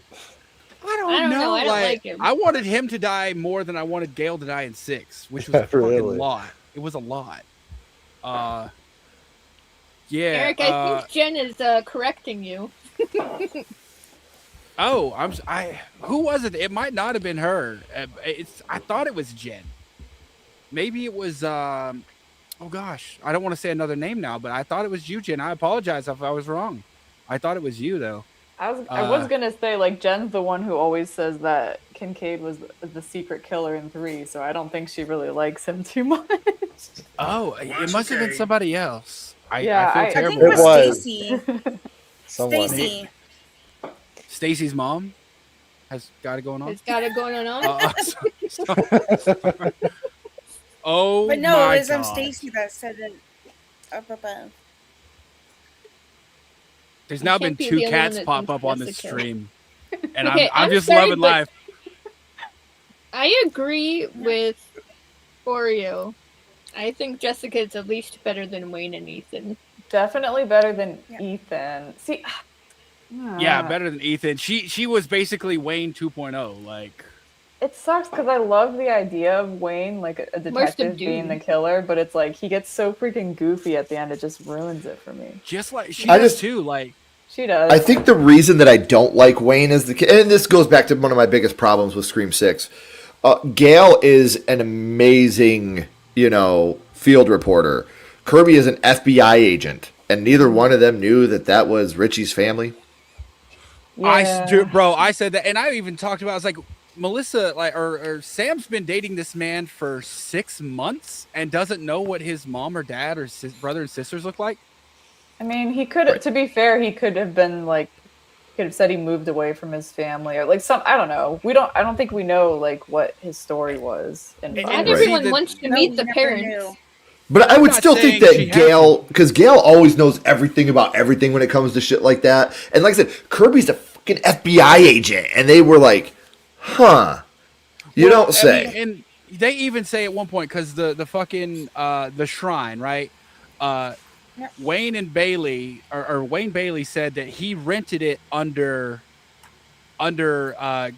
Craig and the other guy, Jason and Craig's name. He said he rented it under their name so it was traceable to them. Then Gale's like, "Oh yeah, I found it." Those two used Gale found it because they were using two like fake names to rent it under. And I'm like, so which one was it? And if Kirby has been tracking these people from Atlanta like she says she has, you telling me she hasn't found a fucking rental space they've had for long enough to set up this fucking shrine? Yeah. Even in part 2, like when fucking Miss Loomis comes out, Gale's like, "I've seen Miss Loomis," and Sydney's like, "Yo, this is a lot of work," or whatever later. The fact that no one knew that was Richie's family was a fucking travesty. Well, what should have tipped them off was the phone call coming from Richie's phone. There's only a couple people that would have had that. It would have been the cops, the medical examiner, or the family. Yeah, really. Well, so it didn't have to come necessarily from Richie's phone. It just had to came from the same number, which they could have had like moved over to their somebody could have traced that or like cloned that. You can easily recycle the same phone number. Now that you say that, though, it is pretty hilarious to think of the medical examiner being like, "This is gonna be hilarious, guys. Watch." He's like, I'm about to fuck her whole day up, guys. Watch this. I'm not really dead. Because that would have been my first thing. I wouldn't have gone immediately to cloned cell phones. I would have been like, "Who has this man's phone?" And I would have started there. Right. Yeah, and Gale wrote a book about what happened in Woodsboro. Like, you telling me she didn't immediately go to the family to see if there were any fucking warning signs when he was a child? You're right. Like, what are you talking about? That there's like this has been 6 months or how long was it since like between 5 and 6? Like, it had to be at least. I want to say 6 months, but I don't think that's it because Tara graduates high school and is now in college. So it had to be at least a year, right? At least like a summer like semester for her to finish high school and move. But I'm just like, it's baffling to me that like Sam, I don't know, like you have social media now, like that's a world we live in. Most people are gonna have some sort of fucking photo of their parents or their siblings, and somebody was like, "Oh, well, he didn't want her to know that about his life and everything, that to keep his identity a secret." And I was like, he planned on killing her. Why would he have the foresight to do all that if he thinks she's gonna be dead? Right. What are we talking about here? What was going on with AI Dewey? He looked like a member of Fall Out Boy. Yeah, really. He is more than you bargained for, all right? Why didn't they even put him like in his little police uniform, like something? I don't know. Yeah. And like, I don't know, like it was just a weird altogether. I don't know what that was supposed to be. It should have been just another. Oh, sorry. You know, another thing that fucking my theater just laughed at like every time is after the AI calls when he like goes to turn it off and presses the button, like you see him like that, like all angrily. See, I kind of like that. Right. I thought it was hilarious. Like it was funny. Like it was hilarious, but I'm like, it just kind of took me out of the scene. Like especially because like he says something like devious, like "It's showtime, bitch." Click, and like he looks like an old man. Like, let me find the button. Oh, okay. I don't know. thought I it was think it hilarious. is like that's something Stu would have done if Stu was Maybe alive. that's what the at this TV time. did to I him, don't you know? Mhm. Just thinking. Maybe. Oh, and one line I did love because I actually loved AI Stu when he said she was like when Gale shows up. It's like he brought in this old hack, and he's like, "Oh, you were fired from your station." She's like, "I wasn't." It was the joke about Melissa. Mm. And then Stu, without missing a beat, goes, "Don't care, not even a little bit." Yeah. I laughed Yeah. so hard. Oh, We See, had I a have- lot of fun with that. I have an We had a lot infinite of fun. amount of respect for Matthew Lillard. Just a real quick story as to why. We were at Horror Hound a couple years ago, and his line got capped. And he found out his line got capped, and there were people at the end of the line that weren't going to get to meet him. So he literally was like, "Hold on a second, guys." And he got up and he went to the end of the line and hugged everybody and shook their hands and did the Shaggy voice for kids. Wasn't making any money off it. He did that just so the people that weren't going to get the chance to meet him still got the chance to meet him. And so after that day, I was like, dude, I will always, forever and forever love and respect this guy, because he could have been like, hey, con rules, that's out of my control. But he knew that there were some kids there that may not ever be able to meet him again. So without making any money, he just went and did amazing things for these people. So So cool.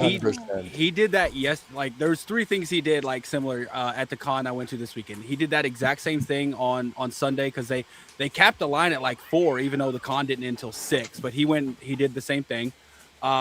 He refused to leave his line for food, so he would literally he would sign an autograph, shake hand, go take a bite of food, and stay there the whole time. Aww. And during the Screen 30th anniversary panel, there was this one kid who you could tell had a developmental disability in some way, and everybody comes up to ask one question, and he just kept wanting to ask questions, so he asked 2, and then for he goes to ask a 3rd, and Matthew comes up, he's like, "Hey, come over after and find me, and I'll answer any question you want. Let's let the next person in." So he literally went and stood next to this dude for 10 minutes after and answered every question he had while the other people could get a line. So he still got his questions answered. You have guys like that will do anything for anybody. Then you have dickheads like Devin Sawa that are just the worst possible human being imaginable. And it's So wait, it's are not you fair. saying that is Devin Sawa actually like the character in The Fanatic? He's a douchebag. Really? Devin Sawa is a You met fucking Devin? douchebag. Wait, hold You met up. him? I met him and he was just delightful. What happened? What happened? He was so nice to me. How much time I've you got? only heard like It lovely was that things. falling brick. The falling You having a brick bad ended, day? I think. Oh, I am totally. Oh, I'm gonna even put it in the chat just to let you know that I'm serious. And I heard the same thing about Emma Roberts, right? That she was like a diva and she was just rude. She was so delightful. She was so delightful at this con. She was so happy to meet everybody and answered everybody's questions really nicely and had huge smile the whole time. She was just delightful. I don't know. I guess I didn't have the same experience. Team Falling Brick, baby. I root for the brick. That was the worst retcon, or not retcon, but that was the worst in between. Next to I thought next so to too until I Jay met Leno. him. One, we had a really bad experience in person, so I could talk about that just because that's my story to tell. He was cool to me. He was really cool to me. Cut my wife off in the middle of a sentence. She went to finish the sentence. He said, "Hey, hold on," and put his hand almost right in her face. Oh. And I was like, No. that's my fucking wife, dude. Absolutely not. Absolutely not. Ashley's a If sweetheart. you, right, and I will fucking eviscerate someone for her with my bare hands. I don't care who you are. Like I tell my kids, when my kids would get out of line when they were younger and they'd talk back to their mom, I say, listen, when you do that, that's not your mom anymore. That's my wife. Nobody talks to my wife like that. No one. Not even you. And then if you critique him in any of his movies, he just will shit on you. I'm not going to put anybody out there. Hey! But a very, very good friend of mine that critiqued him, he put them on blast on Twitter for all his followers to go and attack this person just because this person that I'm very good friends with didn't like Chucky Season 2. And again, I'm not saying names because that's not my dog, that's not my fight.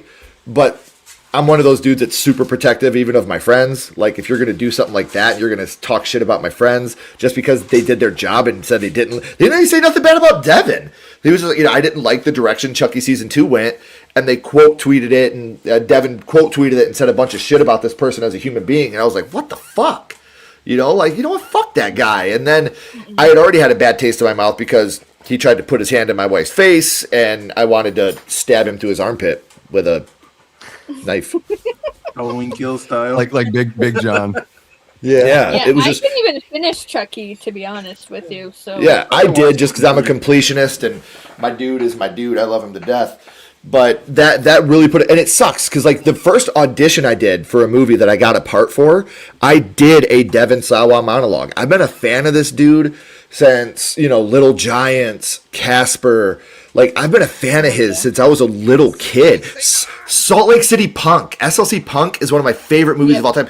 I literally got a Nautical Star punk rock tattoo as a kid because of SLC Punk.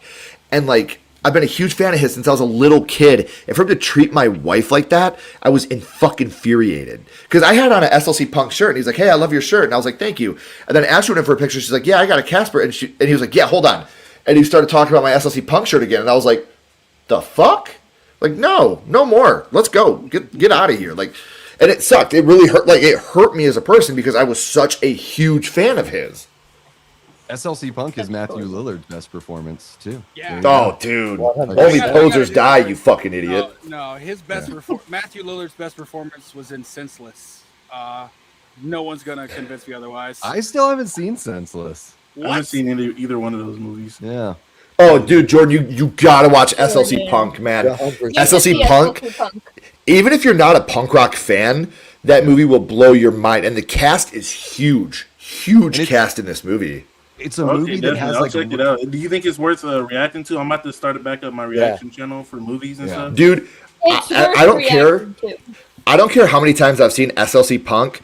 I sob like an infant every time at the end of that movie. It's really funny. It's crazy. It's got this hilarious movie. It's all over the place, but it really brings in the emotion. And Matthew, like, I've always said this about Matthew, is you fucking cut the leash off that guy and you let him be him. Because anytime I see him in a role where it seems like he's reserved, I'm like, oh, I'm not really feeling it. I feel like especially in Five Nights too, I'm like, dude, you got to let this guy off the handle. And him and SLC Punk, it looked like James Marandino, who directed the film, literally was like, Matthew, go, do it. So that's what he said about. That's where you get the best out of him. Yeah. That's what he said about the AI clips, by the way. Like, that was all filmed in one day. He's like, they didn't really tell me, like, give me specific lines. He's like, they gave me, like, beats to hit. And he's like, they just let me go. And he's like, that is the best place for me to be. Man, I love his performances there in the AI stuff, but man, the AI, it just looked so clean. It's one of those things where it's like, it's the punk rock side of me. Ken, you're probably the same way. Like, when I listen to music, I don't want it to sound like it's like perfectly recorded in space in a vacuum. And I felt like the effects on the AI stuff was like, oh, this just looks way too, this is like a ring light. Scott Foley did this in his bathroom. I don't know. Like, Roman doesn't even have his glasses on, and Stu has Dewey has Hitler hair. What is going on? That wasn't even Dewey. That was David Arquette. That wasn't even Dewey. You can't play the bow, bow, bow, bow, and have me believe it's Dewey. Don't do that shit. At least I just still looks like. I do got to bounce here in a second because I do have an interview. I'm getting interviewed at 8:00, but I got to say real quick on that. I still get so fucking pissed at Scream 6 and 7 for using Red Right Hand. Like, am I the only person that gets pissed when I hear Red Right Hand now without Dewey?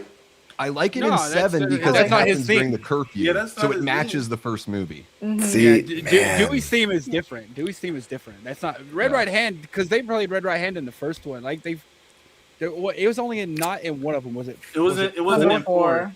No, it wasn't in 4. So like, every time I hear it, it's Dewey to me though, man.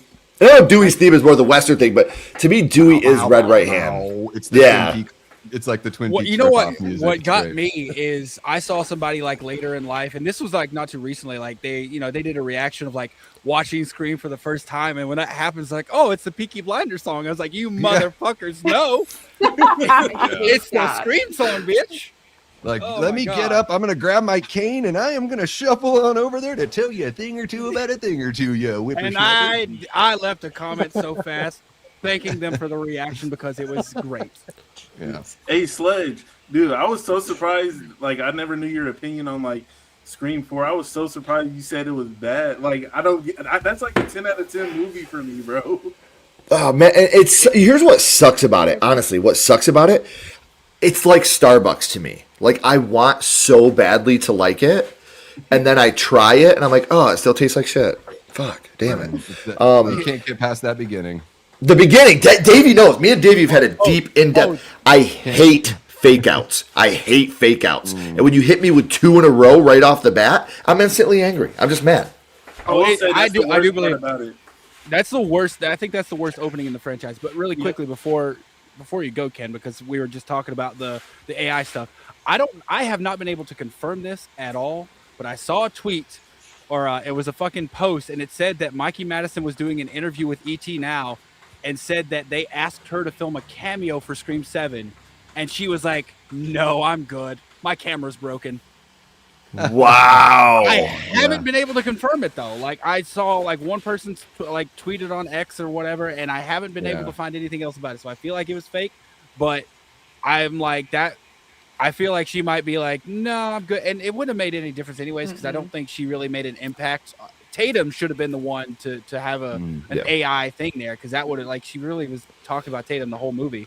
Or Billy? Right. That would have been cool too. I just got him. I think that's why they didn't do Billy again. But right. I hear you. Yeah. Jill?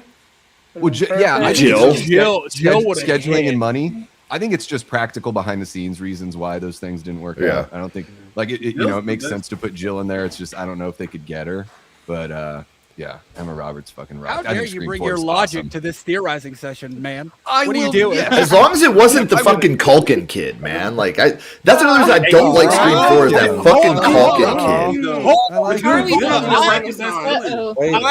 Calm down, kids. I just met Rory. He was the most delightful guy ever. Put some respect on Rory Culkin's name. He was so cool. And honestly, that's good. That's good. He's a wiener. Charlie had one of the best kills in the entire franchise. The best kill, bro. Like, he killed Olivia, and he did such a brutal kill that even Sidney Prescott turned away 4 movies in. My thing is, it's more believable to me that Stu is alive than that wiener could have done that kill. That was probably Stu doing that kill because Charlie's such a wiener. Charlie looks like he struggles to cut butter. Bro, he's a bigger guy. He's a bigger guy than he comes across on camera. I'll tell you that. Like, when I met him, I was like, okay, I thought you were going to be way shorter. I thought you were. Well, and when you put on a mask, it changes. It changes you. I don't know, Ken, if you've ever put on the mask because you're denial of Michael Myers' superiority. But what happens on my Saturday nights at the truck stop is none of your goddamn business, Davey. Okay. Also different. You look at the world differently. I will say, Jason is definitely superior to Michael. So that's crazy. Oh, those are funny. Hold on. Did I just hear someone say that Michael was better than Jason? No, I heard Davey say that. Undisputed world champion, king of slashers. Yes, right. Didn't somebody say Jason? Where you at? I just want to talk. Just want to have a conversation, baby. Okay. I'm in Buckeye, Arizona. I'll be there in 6 months. I'll start walking now. Like, Michael tried to take over a holiday. Jason created a holiday. All right. Here we go. Let's try it, okay, Davey? Hold on. That doesn't work. You have to look into his eyes. I got beat up by Busta Rhymes. How dare you insult? Oh, and Corey Cunningham. Hey, Corey Cunningham. Hey, that one makes sense at least. I'm going to insult Corey Cunningham, the character, but I met Rowan Campbell, also fucking amazing guy, super sweet guy. Yeah. He's one of those guys also that will just like take, even though like when you pay to meet him, you get to talk for a couple seconds. He's one of those guys that will just sit there and talk to you forever. Yeah. Rowan's great. Yeah. Hey, for those of you that I haven't worked with yet, please hit me up on Instagram. I'd love to bring you on My First Horror Movie to talk about the first horror movie you watched. I'd love to have you guys on if you haven't been on the show yet. I'd love to work with you guys again. I really hate to dip. I'm glad, Carrie, that I was able to stay this long, because at first I was only going to be able to stay till 6:30, but I moved a interview around so that way I could be able to be here, because I wanted to be able to spend some time with you amazing people.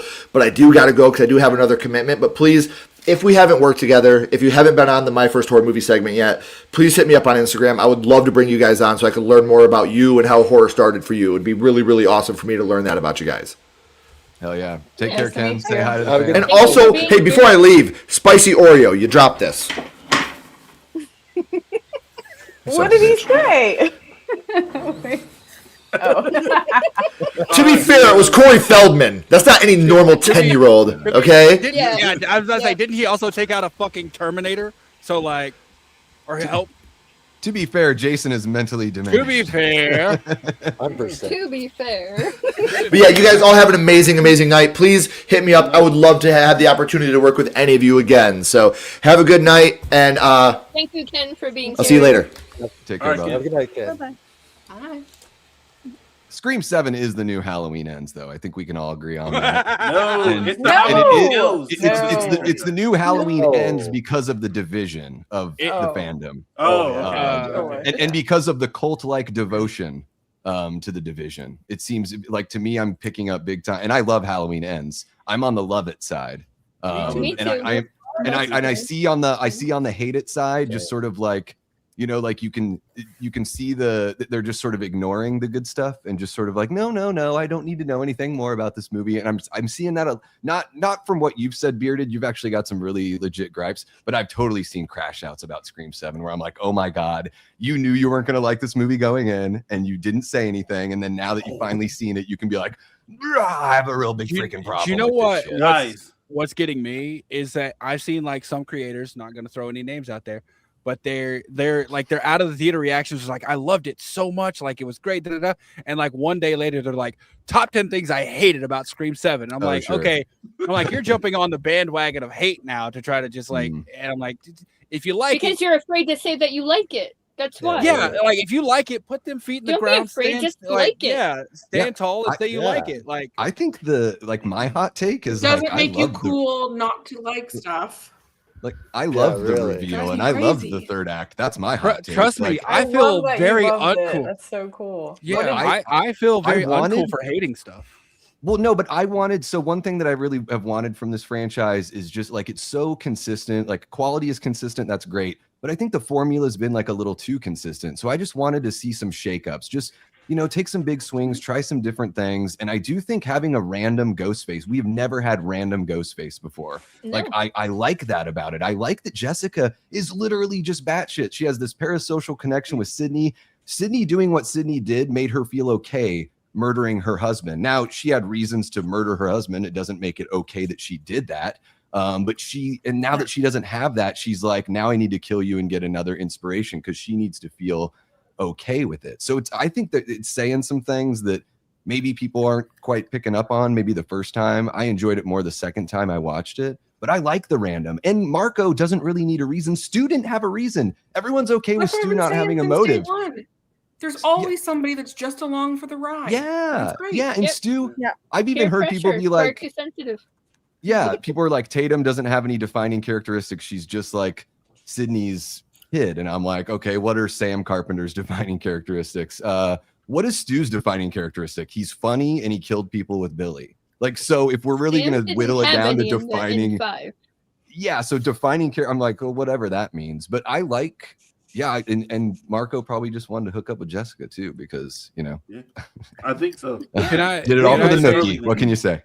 Can I comment on one of the points you made about it being a random Eric, you're character? in timeout. Yeah, for sure. Yeah. Yeah, time out. Bye. Deuces. I just mean random in that there's no like blood connection or familial connection, that kind of random. See, you know what? I've wanted that for a while, but in like a Sherlock Holmes way, if that makes sense. Like, remember in Sherlock Holmes how he's always doing this random shit throughout the movie. Then at the end of the movie, gotcha. you see this recap. The problem with being like a completely random character is that it's a murder mystery, so you have to have the character to solve that. and it didn't even live it like it didn't stick to its gun of it being a random character. They baited you by making you think it was a previous character. If it was just like if they hadn't used Stu, I think this would have come off much better. But like they literally marketed it as Stu, and then nothing. Yeah, I like that. I like it because it brings the cult of Stu is a thing, and you know Marco was also inspired by Stu. Like he's the one that says Stu's still alive in spirit. So I felt like it was had their cake and eat it too. If what you absolutely had to have from this movie is that Stu Macher is alive in the flesh, then I'm sorry that you built yourself up for that, because of course you're going to be disappointed if that's what it has to be. But I felt like it was like right in the middle, like it was in the sweet spot. Like I didn't want Stu to be alive, and I'm like, but he still feels like he's alive. Like I liked that. And I get what you're saying, but they haven't always handled the mystery very well in these movies, unfortunately. Like Mrs. Loomis is like barely fucking there in Scream 2, and Roman's gone for a big section, and you know. So. They explain Miss Loomis. I always hear people say that. Like Miss Loomis not being in the movie a lot is explained with one line of dialogue. And I'm like, that's smart writing. Like that she was basically funding Mickey. No, it's explained like the fact that as soon as Sydney sees her, she's like, oh my God, it's Miss Loomis. Sure, yeah, she can't be seen by Sydney, yeah. Exactly. So it makes sense as to why, like, I don't care. Like, here, the thing about this is this could have worked with these characters, this reveal, and Stu being dead. It could have. The problem is the story, the writing wasn't there. Like they could have changed like a few minor things and it would have worked. But I don't know. It does have its issues, but I feel like that's kind of like throwing the baby out with the bathwater with some of the criticism that I've seen. Yeah, I don't like kids. But I would do that. It definitely has its like, I mean, every movie has its legitimate things, but yeah, I mean, I can, you know, you guys were talking about that fire exit in the bar and that was just driving me nuts. But you know, like those things I'm like, okay, well I'll be honest about those things in a movie that I like, but I can be honest about that. I mean, I would give it like a 3.5. You know, I'm right with Julie. Like my top 4 is my ranking would be 1, 4, 2, 7, 3, 5, 6. Is how I would do stuff. That actually is mine as well, Davey. That is also mine right there. So it's right in the middle, but it's like Scream is a great franchise to be in the middle on, right? Mm-hmm. It's like that means it's still pretty good at that point for Scream. We're not talking Hellraiser, you know. We're not talking Texas Chainsaw. It's Jordan's a lot more solid. What's your ranking, Jordan? Oh, dude, it's been going back and forth because for the last year I've been saying Scream 2, even though it's objectively one of the best. I feel like it's my least favorite. Like I would watch Scream 3 over Scream 2, even though Scream 2 is better. But I think my official ranking is number 1 at 1, 4. Then I'm gonna go 2. Then I'll go 3, 7, 5, and then 6. Because I think 6 has the least meta commentary, and I feel like there's way more plot holes in it than any Scream. The holes in 6 are so rough, man. It gets worse every time I watch it. Yeah, I still don't hate the movie, but damn, those holes are rough. Can anyone tell me what they're? Oh, my bad. I was gonna say I actually like the motive of 6. People say it's just a retread of 2, but I think people miss the subtext because I don't think Richie's family would have went after Sam if she didn't kill Richie the way that she did. Because there's a line in there. He's like, it wasn't until I saw what you did to him that I knew you had to die. Like she literally, I think they literally just saw, okay, this person is crazy. We might have to take her out or something. Because she stabbed him like 22 times, slit his throat, shot him 3 times. You know what I mean? Mm-hmm. That was my favorite part of the movie, though. Yeah, I was about to say, like, I think he would have went after. I think that was the excuse he gave. I think if that didn't happen, he would have found another excuse to go after her. A family full of cartoon villains. Interesting. Yeah. Way to go, Radio Silence. I loved 6 until that part. Yeah, it was like I still can't explain what the fuck their real last name is. Yeah, 5 and 6 are like really good fan fiction, you know.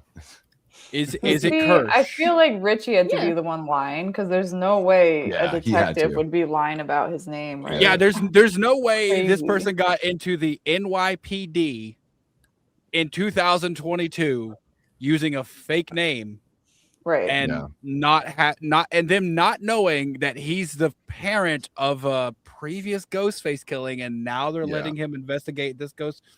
Meanwhile, he has a U-Haul full of stolen evidence from 5 very famous crimes. Hey, either rents out or squats in an auditorium and sets up a museum. I'm like, what are we doing? Let's be honest. As much as I love the shrine, who the fuck was saving that fax machine? It's just Oh yeah. Who the fuck is saving the fax machine? The shrine serves no purpose. Quinn talking on the phone during her attack is for the audience. It's completely manufactured bullshit. It's bad writing, pure and simple. She's either talking to Ethan or her dad on the phone, but it's just for the audience. Oh, yeah. She's in on it, so there's no reason. She's not talking to anybody. Oh, so I said the same thing. Anytime someone said that, who's Sam's man in part? Danny. Anytime someone says. Anytime someone was like, "Oh, Danny was secretly a killer" and everything, I was like, "You do realize he was reacting to that Ghostface with no one watching him." That would have been extremely. I'm like, he's a fucking psychopath if he's not if he's a Ghostface, because that makes no goddamn sense. They did at all. They did the same thing, and I Know What You Did Last Summer 2025, where Piper acts concerned about Duder's whereabouts in front of Freddie Prinze Jr. She's like, I'm just worried about my friend. You're both the fucking killers. It's terrible, right? This is insultingly bad to your audience, and that's why we need to be smarter and be jerks about that kind of shit. Exactly. I told Killjoy Jake after we got off after we'd both seen it, I called him and we were both pretty down. Actually, he called me, which is like a first. I got a message out of nowhere like, "Hey, you free?" And I was like, "Yeah." And he called like the end of the call. He literally, like, I was very curious when I asked what his 10 out of 10 rating was, or his out of 10 rating, because on the call he's like a fucking 0. So I was happy to see it came up. But I told him, I was like, the only way they can make part 8 good, and he's like, "What's that?" I was like, "Get us to do it, because we know what the audience wants." So I agree. We got to be smarter than them. I'm glad that I at least get the happy I at least get the happy messages from him. He only messages me when he's actually liking a movie. So you can keep the negative ones. What about I'm ready. I'm like the negative guy. Like, if somebody needs to vent about something negative, I'm like, it feeds me. It makes my beard grow. Call me. Tell me the negative stuff. You're just I'm ready for at any point in the Scream game. Like, I am so ready for like the Wes Craven's New Nightmare like sequel that is at a horror convention and the actors are playing themselves. Oh my! Okay, you can bring everyone back. It would be really cool, and it would be a great tribute to Wes. Okay, Sarah, I'm so glad you said that. Guess who brought that up at the Scream panel? That he's working on it. Fucking David Arquette. David Arquette said he's wanted to do one where we're at a convention and it's a New Nightmare route. And Matthew Lillard, like, somebody asked Matthew Lillard if he'd do it. He's like, I will do anything David wants me to do. You could bring all of them back, and Matthew Lillard or David Arquette wants that. Yeah, you could film it at a real convention. People would love to be extras. So many people dressed as Ghostface and everyone else. Like, who's the killer? And the motivation is just that's literally an upset fan that just wants these movies to fucking stop. Be great. That would be amazing, man. That would be. But hey, because you guys mentioned Danny from Scream 6, I wanted to say this. Have you guys seen Arrow? Mm-hmm. The TV show? Mm-hmm. Yes, yeah. A little bit, yeah. I stopped in like season 4, I think. But yeah. Okay, yeah. Josh Segura, who plays Danny, is in season 5. Oh, I just missed him. Yeah, he's also in Abbott Elementary. I love him. Oh, yeah. When they casted him in Scream 6, I was like, yeah, he's the killer, because he's played the villain in Arrow. So when they didn't make him the killer, I was just so pissed. I didn't even care that it was obvious because of the casting, because I mean, how many people actually realized that he was played a villain in that? Yeah. But here's the thing. Here's how they could have made 6 way better. Take the Bailey family out. Have Josh Segura be the solo killer, and he's Richie's brother. His acting is so good as a villain, dude. This would have easily been like the best sequel. If it was him. It would have been The Boyfriend 2 movies in a row. Like, either that's like chalked up writing, or Sam has very shitty taste in men. I mean, but I feel like as long as the acting is good and the reveal is good, I feel like it would have been better than what we got. I mean, probably, but that's because we had such a low bar that it's got to get over. I mean, sure. If he played it completely straight, I think I would have liked that. Yeah. That what I keep saying, and I think I told Jake, I was like, can we please get killers? Like, Stu is one of one. Like, you're not gonna replicate Stu Macher. Give me a killer that is completely straight the whole movie, or is kind of goofy the whole movie, and then when the mask comes off, they're fucking deathly serious. Like they're not joking around. Like give me like a sociopath who doesn't care, who's like, I just wanted to try it. Everyone else has failed, and I thought I could do it. And they're not joking around.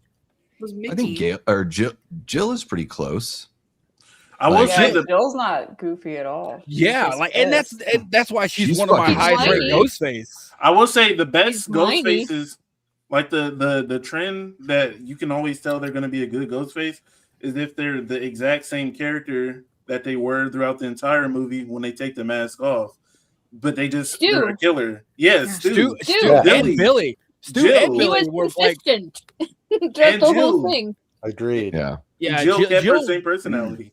Jill actually even got a little darker, like, and I like that because she was kind of like joking around with Kirby and everything. There was no love when that fucking mask came off. She was like, "I'm here to do work," and like, fucking, it's about to go down. And it's like, I'm going to build my brand. She came the closest to anybody to taking out Sydney. Like, she was the closest. She's the one who had the tarnished brand. I mean, by the end of the movie, they're saying that she's the hero on the news. Like, we don't even get a true resolution of like people finding out that Jill was psycho within the movie. So it's pretty cool. Yeah. I love that they leave it hanging there because it's like the first story, the first news that gets out is the news that's believed. It doesn't matter if it's the truth. If you say it first, you're the truth. That's the way we are as humans. We're really fucking weird that way. According to an interview with fucking Kevin Williamson, that's where the movie was supposed to end. That's like with her going to the hospital and the news reporting that story. That's where it was supposed to end, and then pick back up on the other two sequels. Oh, that would have been really cool. I'd love a cliffhanger. They added the hospital part to actually like kill her. It is a pretty epic ending. Yes, like I could be cool. I'm cool with either way. Yeah, because they were gonna they were gonna do in 5. Yeah, they were gonna have Ghostface. Cool. Yeah, they were gonna have Ghostface target Jill. You know, and that Ghostface knew that she had lied, and she was the one who perpetrated it. So she was trying to figure out who was the Ghostface who knew her secret, which would have been cool. Yeah, cool. She was. I actually like that better. We need something different in this It would have been way better than the 5 we got. Oh yeah. They did repurpose that slightly in the TV show in the 2nd season. Dude, they used that a little bit. With Audrey, right? Yeah, she wasn't actually the killer, but Ghostface had dirt on her, and it was cool. I was just about to say that they need to take inspiration from the TV show. Like, it's just the most underrated thing ever. I swear. I don't know how believable it is, but one person who on Reddit, they were very accurate with what they were saying about Scream 7 before it came out. They're now saying there was an unused like little scene they filmed where they found out, because remember when Gale shows up just like perfectly timed in fucking and runs over there was a scene apparently, according to this person, I have no verification outside of this, but that they filmed where Gale at the very end of it was getting emails from someone telling her this is where Ghostface is going to be next. So she knew where to be and like when to be there. According to this person, it was revealed that was actually Stu. Stu had been emailing her without her knowing it was him, giving her information so she could go get the scoop. It's probably copium, but that would be really cool. I hope it's true. I don't know if you guys saw I posted when I was just in the chat. I was like, the one thing I noticed the second time watching it where I was like, wait, what is that? So it's either something that they just did because it would visually looked better to have a stagehand do this. But when Marco is like, isn't that right, Stu? And the gate opens, it opens outward towards Jessica. But Jessica is standing so far back from the gate as if somebody opened up the gate for her. Is there somebody within the story, or is it just for visual storytelling that they just had a stagehand do it because it looks cooler? Like, it's like, I just thought it looked goofy. I was like, who? Who did that? Yeah, she pulled it with a string. Pulled the string. Because I watched. Pull the lever, crunk. I watched the movie 3 times and I noticed that. It's a Robbie. Yeah. It's is Robbie James or whatever his name. What's the guy's name? Robbie Rivers? Robbie Rivers. whatever it is. Yeah. Robbie Rivers. So He was wasted too. Well, I thought he was Yeah. great. I thought he was great. Like when they're about to do the interviews, like, this is so fucking awesome. Like, I love those little, like, he just seemed to be, I felt bad for him, honestly, because Gale was like very rude to him. And he was just like, come on, give like a small time reporter his break. Like, Yeah. I was like, woman, you needed that too. Like, anyways, Mindy another thing was so much better. Sorry, go ahead. Mindy, go ahead. no, you're actually open right. Because when you were talking about the door opening, another thing that somebody pointed out, and after I watched it the third time, I was like, they're not entirely correct, but there is a significant difference. The first call we get with Stu, there is so much movement. Like, it's like he's literally all over the place, and the background moves. Because when you see Ben, when he was trying to make it himself, it was like a CGI background, and the background never moved. Like he did, but the background remained the same, right? On the other ones, the background doesn't really move. It's more like he's standing there and you see both of his hands, like he's not in doing a selfie type thing. He's actually standing there with the camera on a tripod or on a laptop or something. So there's some people theorizing that the real Stu made the first call and everything else was CGI. I believe. That makes sense. Stu is dead. Now, look. Conformity Gate Part 2. Look, oh my God! Yeah. Hey! I have they made more it very faith clear in the this. script that Stu's dead. They made it very, very clear. But no. Look, for years, like everybody who knows me, I've been very adamant that for the past 4 to 5 years that Stu is dead. After this movie, I actually think he's alive. I think they. Yeah. Oh, yeah. Like, I was about to say. So it's funny you say the script made it very clear that he's dead when the script had an ending where he was alive, and they thought it would work enough to write it. The only reason they didn't do it is apparently the audience didn't like it, the test audience. So they thought it was feasible enough to actually write it. So multiple characters reference like how ridiculous it is. So I mean, yeah, that doesn't mean that he's for sure dead. I just thought that was Kevin Williamson's way of saying in so many words, like, guys, I've actually given you more than you deserve and more than makes sense given the storyline of these movies and how relatively grounded they are. So Stu believers should be happy with what they got. Honestly, I think. I mean, he kind of called Stu believers dumb. I mean, not kind of. They literally Stu say being alive dumb. Yeah, he called Stu being alive dumb. But no, but he Scream said, 5 takes a shit all over Scream 4 in multiple spots, and nobody cared about that. So that's the funny thing is you say that like he gave all the information about Stu being dead, trying to tell us that was dead. But he also he said Scream 6 is his favorite movie. But this movie shit all over Scream 6. It does, yes, it's pretty funny. And so I'm like, wait, does it really? Well, and Mindy does say because she wasn't in New York. Well, no, like I mean, she when Gale says that she's was like brutal. Jessica even mentions it in her motive. Jessica even mentions that in her motive. That she's not in New York. That Sydney was not there. It didn't count. But count. Gale, Gale said something about New York, and she's like, "Yeah, I'd be glad you set that one out. It was brutal." But then they also take. She said it was a shit show. But I thought you meant like brutal, like Ghostface was like fucking shit up. No, that's could like be. on the surface level, it's yes, a double meaning. But like the the subtext. It's meta. Like it is a meta commentary on that, and they have another meta thing when Stu mocks Gale for being fired, and Gale says, "I wasn't fired. My contract wasn't renewed because that's what happened to Melissa Barrera." But everyone says she got fired, but her contract wasn't renewed. I think she was. So I thought that was pretty funny. Like I thought, that to me made me chuckle in the theater. I thought it was a pretty ballsy joke. I thought so. Here's the thing. I think Melissa Barrera was fired. I think she was fired, and in the media, they got their publicists involved and tried to spin it to make it look as good as possible on both sides. She was contracted for 2 movies, right? Yeah, that's what I've heard forever. That was the public statement made after the firing happened. Sure, I guess I've never heard about another contract or anything. So. But didn't they write a whole movie with her in it? Yeah, see, that's what that's do that without the person signed up. Rewrite? They were going to sign her up. You could do that to get them to sign up.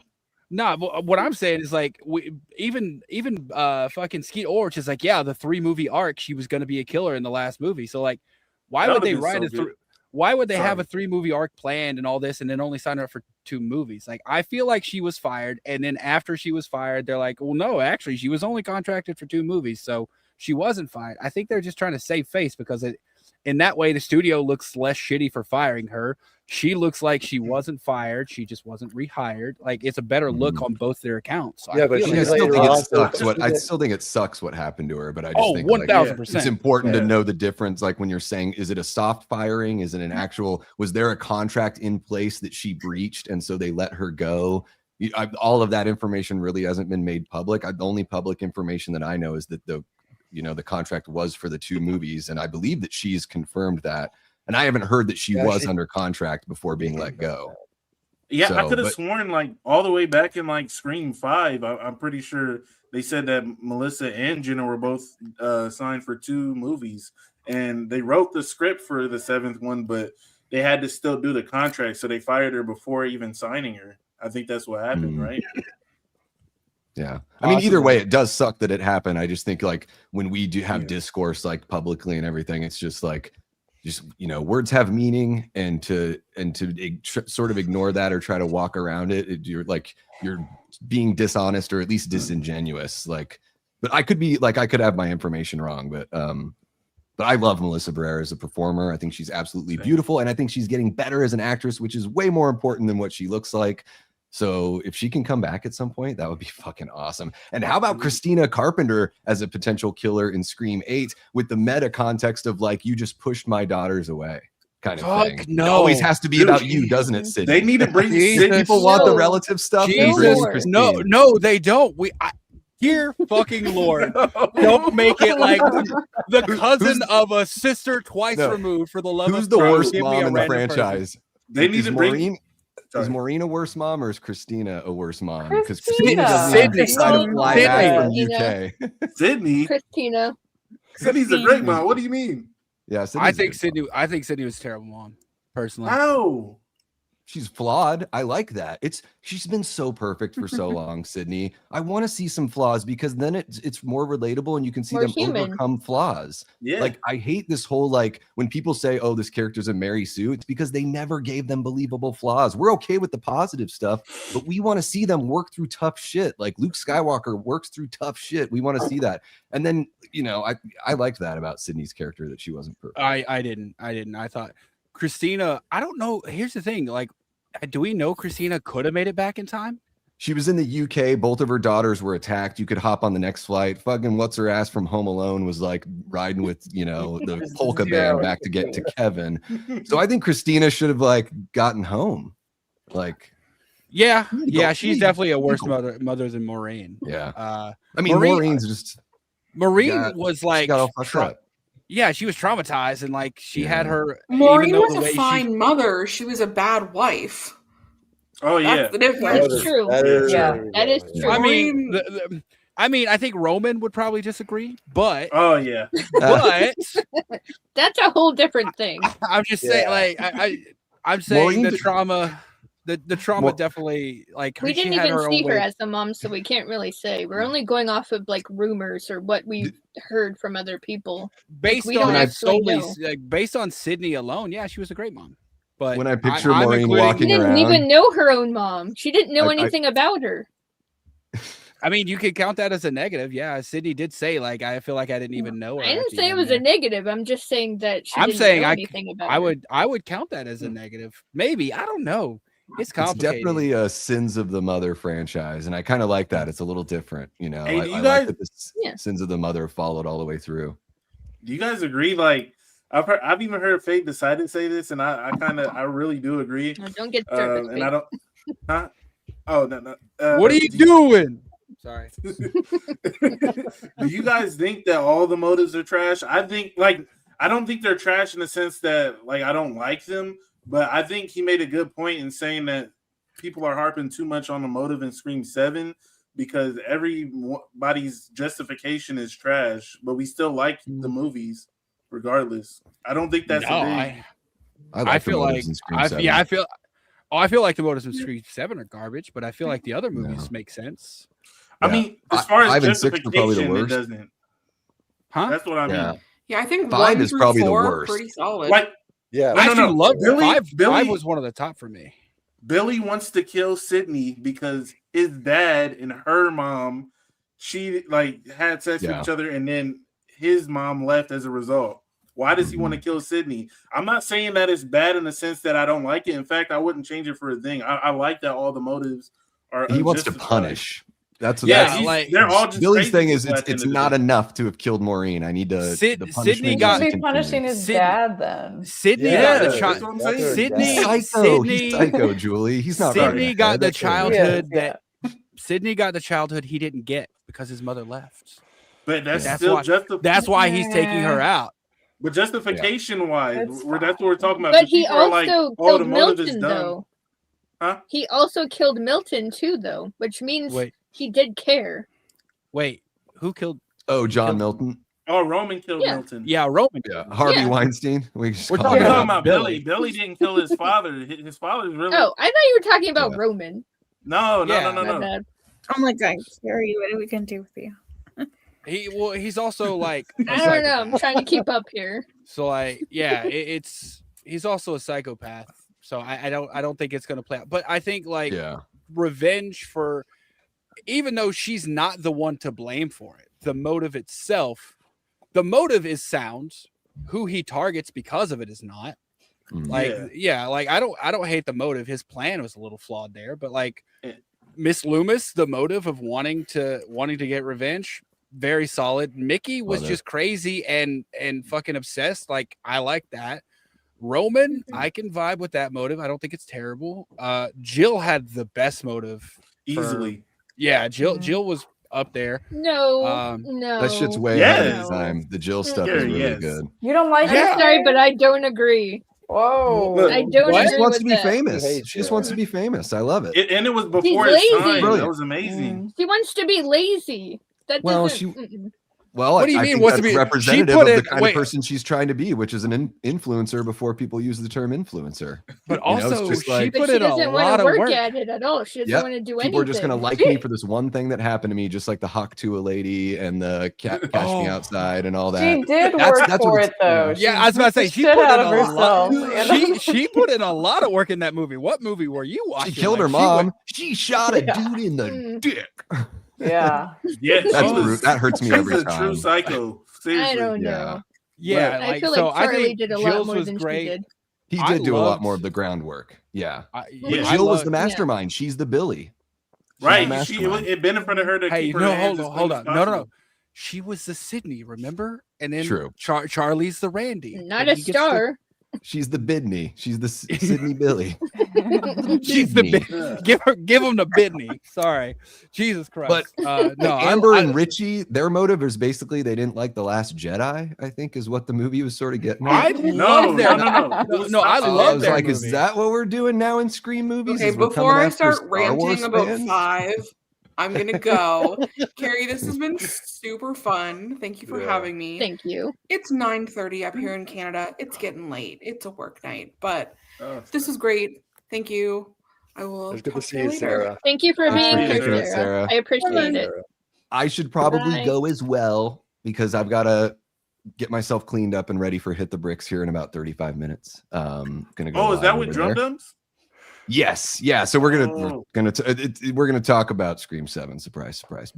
Dude, I won't yabber on as much on that one because we've got some guests. Yeah, but, like you haven't heard enough. But thank you so much for having me on, Carrie. I'm glad I was able to make it. I didn't know that I was going to be able to, but this little window between work and fun work. But see you any of you guys that I haven't met, Jordan. Thank you for popping on. Yeah, nice to meet you, man. Jordan, Julie, talking Star Wars. Great to meet you guys. Counselor Queef, I love you. Yeah, we were on another stream together. Yeah, we were on Jake's stream together. Yeah, so, the other day. Yeah, and Kyle, great to see you as well, man. I hope you're doing well. Love you, brother. Can't wait to celebrate 1,000 subs for you. And yeah, hopefully we can all chat again sometime soon. I love this stuff. You on Instagram, baby? Yeah. I am. Yeah, Davey Death Ray everywhere. So if you want to find me on YouTube, Instagram, I don't do X very much because it's a wasteland and no one cares about anything I have to say over there. Yeah, so it is. a lot of it's just like YouTube and Discord and yeah, I cover a lot of like movie news and stuff and blah blah blah blah blah. I do a lot of blah. I watched you during Conformity Gate, by the way. Oh, nice, Julie. That you got helped me cope a little. Yeah, that got crazy with how many people joined in on that. That was wild for the channel. I have no clue where it started. How can anyone tell me where the theory of Conformity Gate started? The rumor was that it was a Byler. Someone. They call them Byler fans, people who wanted Will Byers and Mike to be a couple. Apparently, it was somebody that started it, and then it just spiraled in. Yeah. So was it like one of those things where like they gave you an ending and then you started piecing the clues to that ending? Like it sounds like they made a bunch of production errors like in the show. People a lot of people were not satisfied with the ending, so people were just searching and then they were going back and be like, well, look at this, and then it was a whole thing. Well, the guy that played Vecna put out that weird. The guy that played Vecna put out that weird video where they dropped certain numbers and he said like video. He said some weird shit where people were like, well, wait, are they gonna go like extra meta? And the audience has been sucked into Vecna's because Vecna can basically create hallucinations. So they thought it was like an extra layer of meta and it was a fake ending because we're all under Vecna's spell. So that was the copium for that. And yeah, Stranger Things season 5 was rough. It was pretty rough. Yeah, it was like rough, they said they knew what they were doing. They had no idea what they were doing. I watched that documentary. It was embarrassing the way that they pulled off the production for that whole season. They did not have a script going in. It's really a bummer. But seasons 3 and 4 are still some of the best TV I've ever seen. So there you go. Yeah, didn't they have like 5 years to work on it or something like that? Something crazy, like several years to work on season 5. A couple years, yeah. Sorry, go ahead. Sorry, no, you go ahead, Jordan. Oh yeah, I was gonna say they had 3 years between each season, so they better. I still think it paled in comparison to Welcome to Derry. It sure did. That didn't help. Well, you can't compare apples to oranges. Don't spoil. This is why you write your stories from back. You write the end of the story. So when you know you're going to tell the story, like when they showed up to do that season 5, they didn't know if 11 was going to die. And it's like, well, that's fucking stupid, you guys. You should know that. You should know that going to season 5. And they could have, they just should have taken more risk. It doesn't have to be Game of Thrones. They didn't do there were no stakes in season 5. You could have ended the series with season 4 and that would have been fine. You know? Like, way Hawkins just slowly recovers, or like whatever. But I do have to bail, guys. I'm so sorry. It was lovely chatting with you guys.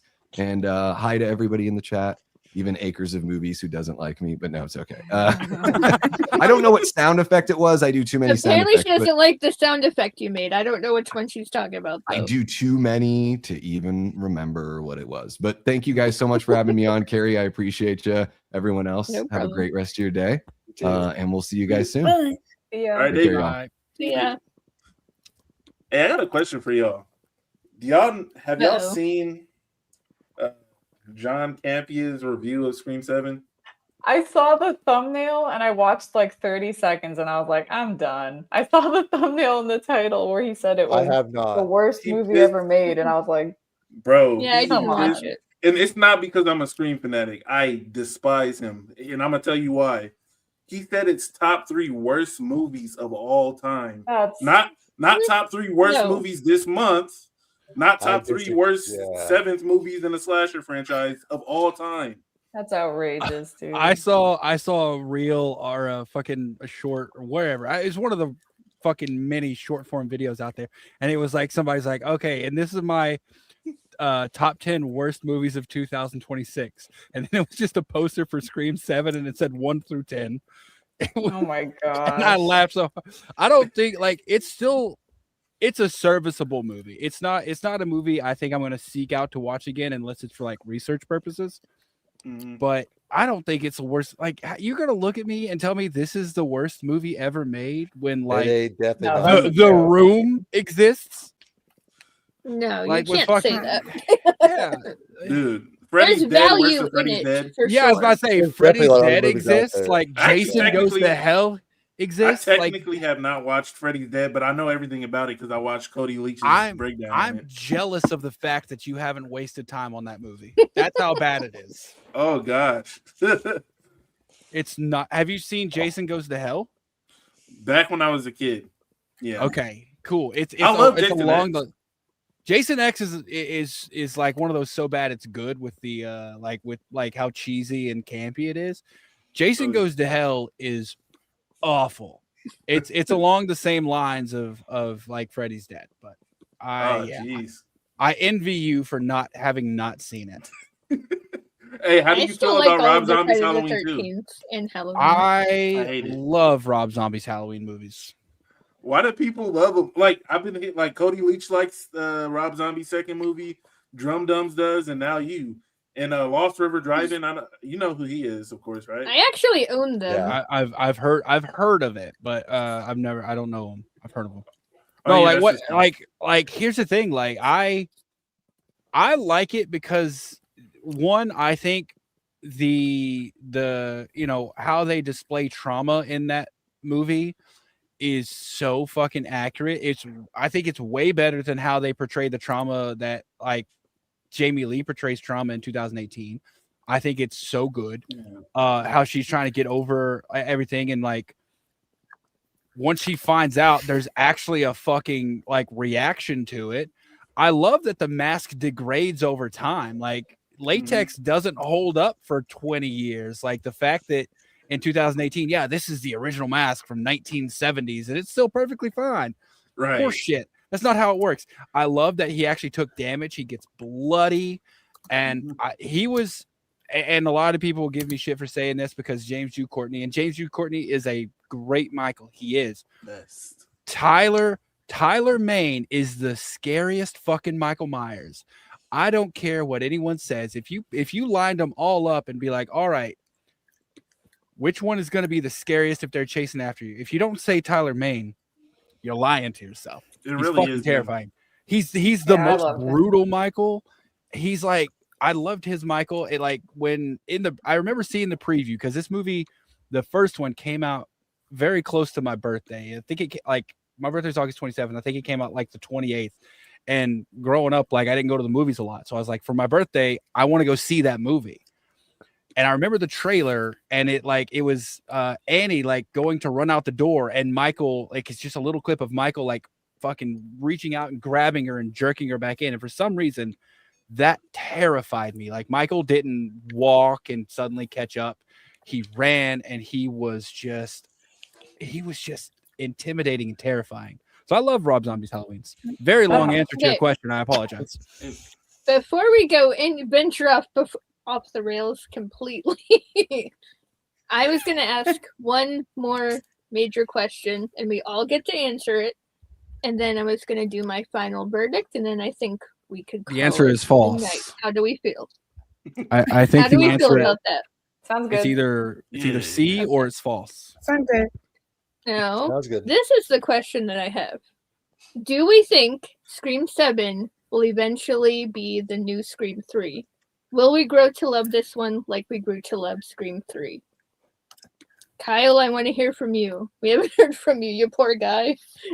I definitely, because people have grown to love Halloween Ends, but I definitely think after so long, after years, I think people will grow to love. There'll be love, I think, as well, because it took a long time for Scream 3 to get love. But I think Scream 7 over time, once years catch up, I think people will start loving Scream 7 in so many different ways. So Yeah, they'll appreciate it more. we'll appreciate it more for sure. Shannon? I'm 100% with Kyle. Like, I feel like it's going to give some people a time, but like maybe like in a few years or something, then they'll probably be like, oh, it's pretty good or something. Yeah. Julie? I already love it. I just don't love the ending. That's just the Yeah, I biggest think part for me. I think But let's fix that ending. yeah. Yeah, it's that I don't know. damn ending. I feel like people are so angry right now, the people who hate it, but I do think people will come around a little bit, at least to most of it. Some people may never soften on the ending, which I'm kind of in that camp, but Yeah. yeah. And Eric? Absolutely not. It's garbage. No, I see. Here's the thing. Like, I know what you're saying with 3, and I think some diehard fans have came around on 3. But in terms of like actual like rankings and ratings, people didn't really come around on 3. 3 is still like lowest ranked of the entire franchise in terms of like audience scores and stuff like that. Like, it's still not, and it's not even close. Like, 3 is a 38 audience score out of 100. Sorry, I was answering his question. It's the one who has the name that's the same name as the channel. Yeah. I didn't see that comment because I saw a private chat pop up and I was looking at that. No, like 3, like in general, like people didn't really come across like around to it. There's still people who hate on 3. I don't think I think 3 is hated because people didn't like what it did. What it did still worked. They just didn't like it. I think this is different because I don't think what it did works. It's not like we don't like it because it doesn't work. So personally, like if you're keeping an eye on like scores like across like different ratings websites, it's going down, like further down. Like it opened, I think it peaked at like a 79 out of 100 audience score, which is bananas to me, by the way, because part 1 only has an 80 out of 100 audience score.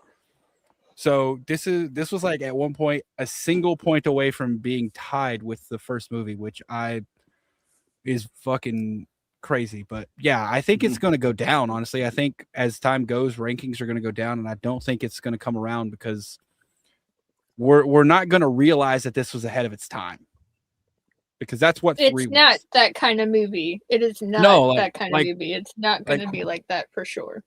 No, like part 3 calling out like the studios and those backroom things that happened and all that to get a part. That was 2001, right? And we're in fucking 2000, like the 2020s, and that shit is hitting hard. 3 is great because it called that stuff out prior. And then like, yeah. 7 doesn't do that. I was trying to be funny, Nightmare. I'm sorry. I didn't even see the question. Your question, Nightmare.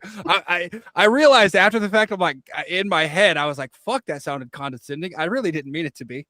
I couldn't think of a witty answer, so that was the only thing I had. Yeah, when she pulls a comment up, the names go away. Yes, they do. But you had to have seen them though, because you had to have seen them because you called me Counselor Queef. And the only way to know that is from that name right there. So you had to have seen the names. I'm sorry if it came across as condescending. I promise I didn't mean it that way. I was just trying to be funny. That's right, my Jordan, coping mechanism. Pass the torch, Eric. Damn it. Jeez. Let him talk. All right. So it depends. It depends on one of two things. It can go either way. If like I've said, I've been really vocal that Stu wasn't coming back and that he's been dead for the last 5 years. I've been saying that. Everybody knows that. I changed my mind. If Stu does come back, it's going to be one of those things where a sequel makes a past movie better. If Stu comes back alive, people are going to look back at 7. They're going to be like, 7 wasn't really that bad. They left more clues and set it up so that Stu coming back in 8 would actually make sense. It's kind of like how Halloween 2018, even though I gave that movie an 8 out of 10,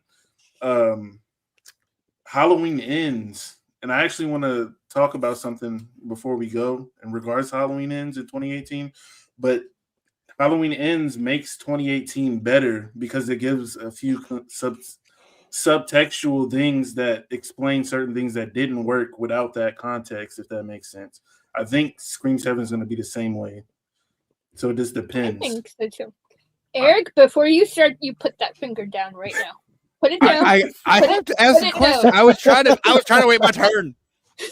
I'm gonna answer Nightmare Files. What'd they say? What'd they say? They were saying, have you noticed that no one has Sledgehammer Horror on their name? It's because me and Sledgehammer. Well, he's still streaming along with my channel. What do you mean? So Yeah, we're both streaming at the same time, so yeah. Oh, so this is live. This is live on Sledgehammer's channel too. Yeah. Oh, I did not know that. I did not. Yeah, me either. That That's is wild. crazy. Yeah. Oh, I do see the stream this to your audience button up there. Yep. Oh, that's So, interesting. Yeah, I forgot to answer that question. I forgot to answer that. Yeah, Sledgehammer isn't here. That's okay God, then. Carrie. Look at Yeah, me that's- getting educated.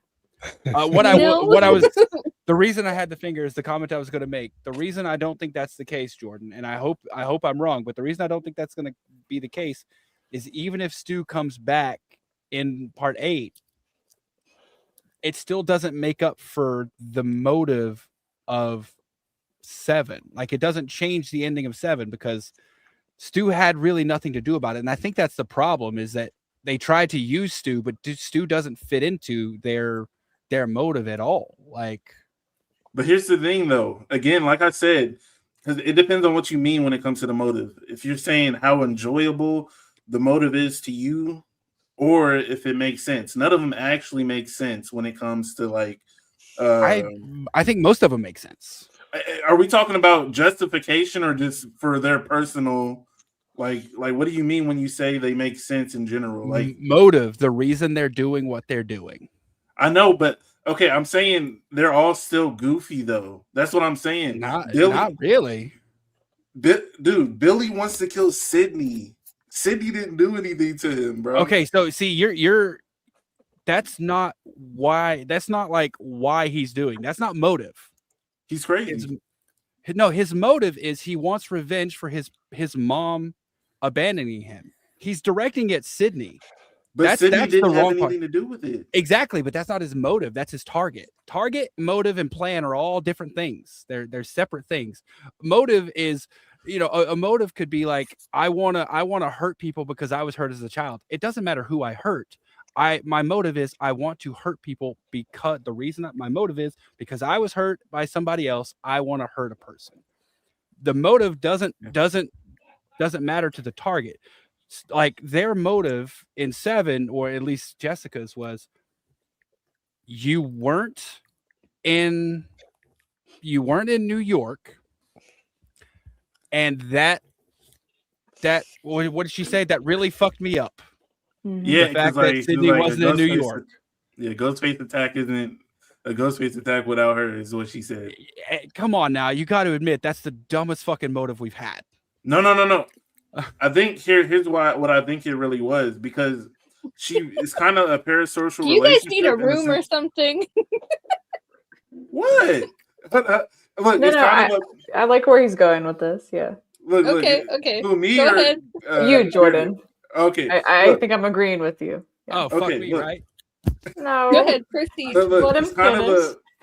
It's kind of a parasocial relationship where Jessica, she sees herself in Sydney. In her mind, she is Sydney. When she says, "You encouraged me to kill my husband," Billy was basically her Sydney's lover. So she killed her abuser. So if she had stopped there, perfect motive. If she had stopped there, that'd be perfect. That's not where she stopped though. I mean, okay, look. She's kind of, if you think about it, but it's kind of like she's like, because how many times have we seen in real life where like a fan will like harm like a celebrity or something? It's kind of the same thing. It's exactly, but that's not where she stopped. Like, she didn't stop there.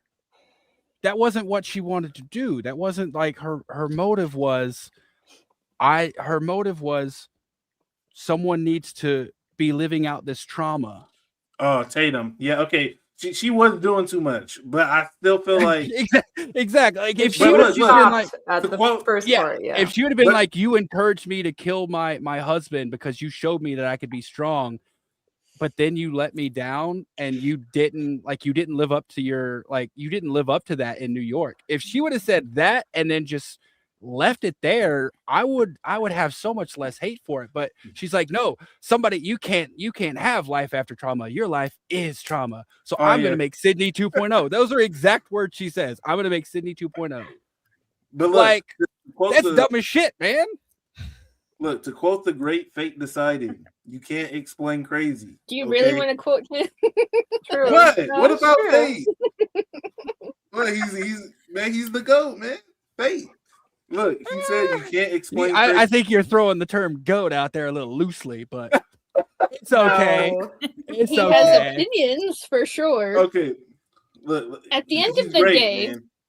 at the end of the day, I feel like this is a movie that we should all just enjoy because it is in fact a Scream movie. Absolutely not. It is here for our entertainment.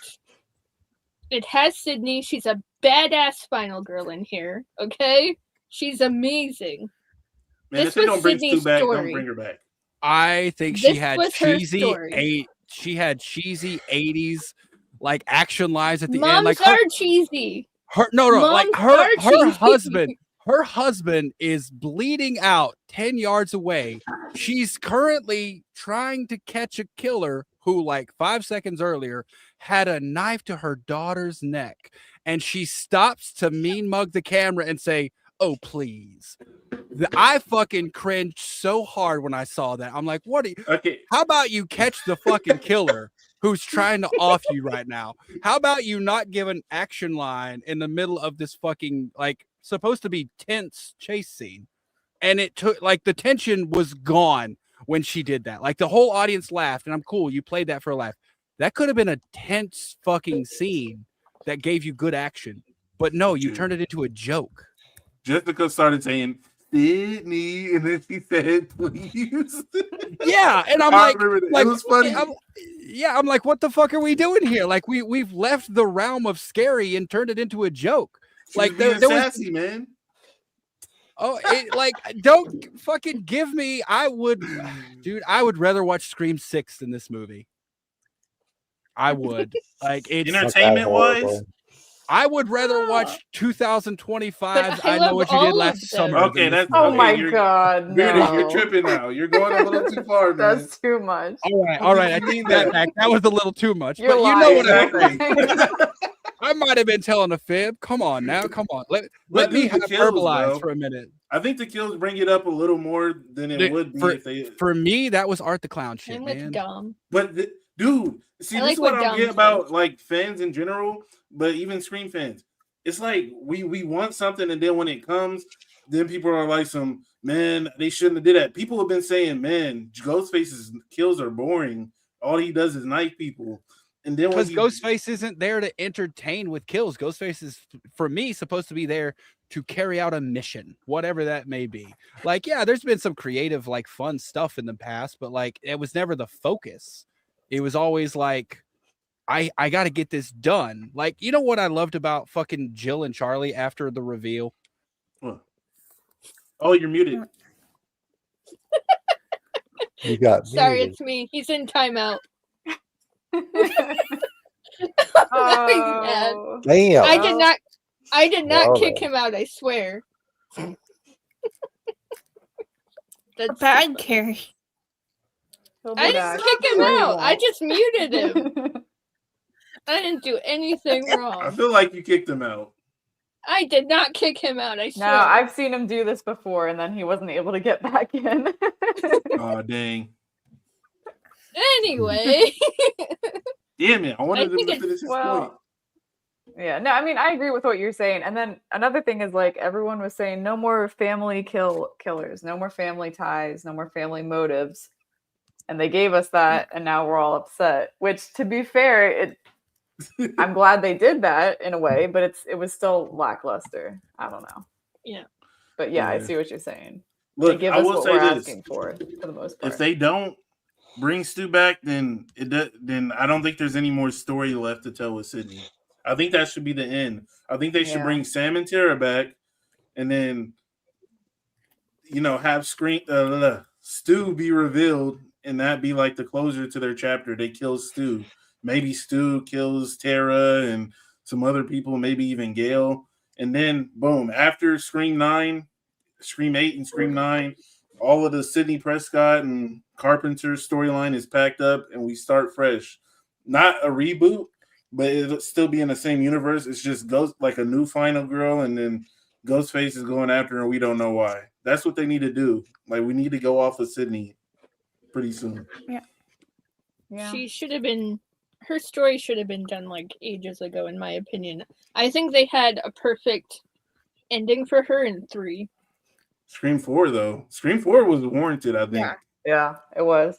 And something I heard somebody say that's so true is Scream films, they do their best. The reason why Scream 7 and even Scream 6 didn't translate well is because Scream does best when they have long periods in between, but the problem is we want Scream films, right? Because Scream 4 took place 11 years after the Scream 3, and so they had something new to comment on. Same thing with Scream 5. They had the toxic fandom and requel stuff. And then Scream 6 doesn't have any meta at all. You know what I mean? I was fine with that, but yeah, I don't want to wait another 10 years. Nope. Yeah, no, we don't need to wait that long. Yeah, let's not do that. No, that's no. Yeah. Okay, I think what do you guys think? I think we are good for the night talking about Scream. I think so. Yeah. Heck yeah. Talk. Yeah. I'm We're gonna a try little to bit- stream again. I'm gonna try to stream on my channel maybe like Saturday or something if you guys are down to like if any of y'all want to pop on. But yeah, Well, thank you. Yeah, thank you. Yep. I know that we do have a stream for Mr. Kyle over there because a certain someone reached 1K Oh subs, yeah, which is amazing. Yeah, I So know these. congratulations. I know I invited Julie as well. Thank you. I'll So- be there. You're Jordan. You're also invited if you want to be there too. All right, bet. I got you. Then I'll just stream after like later that day probably or Sunday because I honestly didn't know when I was gonna stream anyways. But yeah, it'll be sometime this weekend. This was What do you awesome, got going Carrie. on? Bearded's in the I said, Oh this yeah, was you see the awesome. GIF? Bearded's in the He's in timeout. Bearded sent a GIF. Did he really just leave He's it by in the himself? I swear I've seen him What's do up, it long before. time? I did so not- Yeah, I I believe did not Carrie. kick him out. I did not kick him out. I muted him, but I did not kick him out. I swear. That is insane. He sent a GIF. Are you sure? I did not kick him out. Hilarious. Bad Carrie. But anyway, I think I'm gonna show my final verdict for Scream 7, and then I think we are calling it a night. Right. He says sure in Are the you- chat. Are you ready for my final verdict? Ready. Ready, Go Freddy? ahead. Yeah. Final It verdict kind of 217. gave us some blue balls, didn't it? Because of Stu. Yeah. I I'd kind agree of with wanted that. him. Yeah, because I wanted, like, the fact that they showed Stu and he did amazing in that performance. I'm like, dude, he's fitting into this character like a glove. I want to actually see him alive now. And then when they opened the gates and Mark was like, here's Stu, and I'm like, ooh. I'm Yeah, like, that this was could kind of actually goofy. be Stu. They But had me for a minute. no. Mm-hmm. They had us in the first not half, not gonna cool. lie. Yeah. Yeah, they did this. Wanna lick? Psych. Yep. They dangled the carrot. Not cool. Yeah.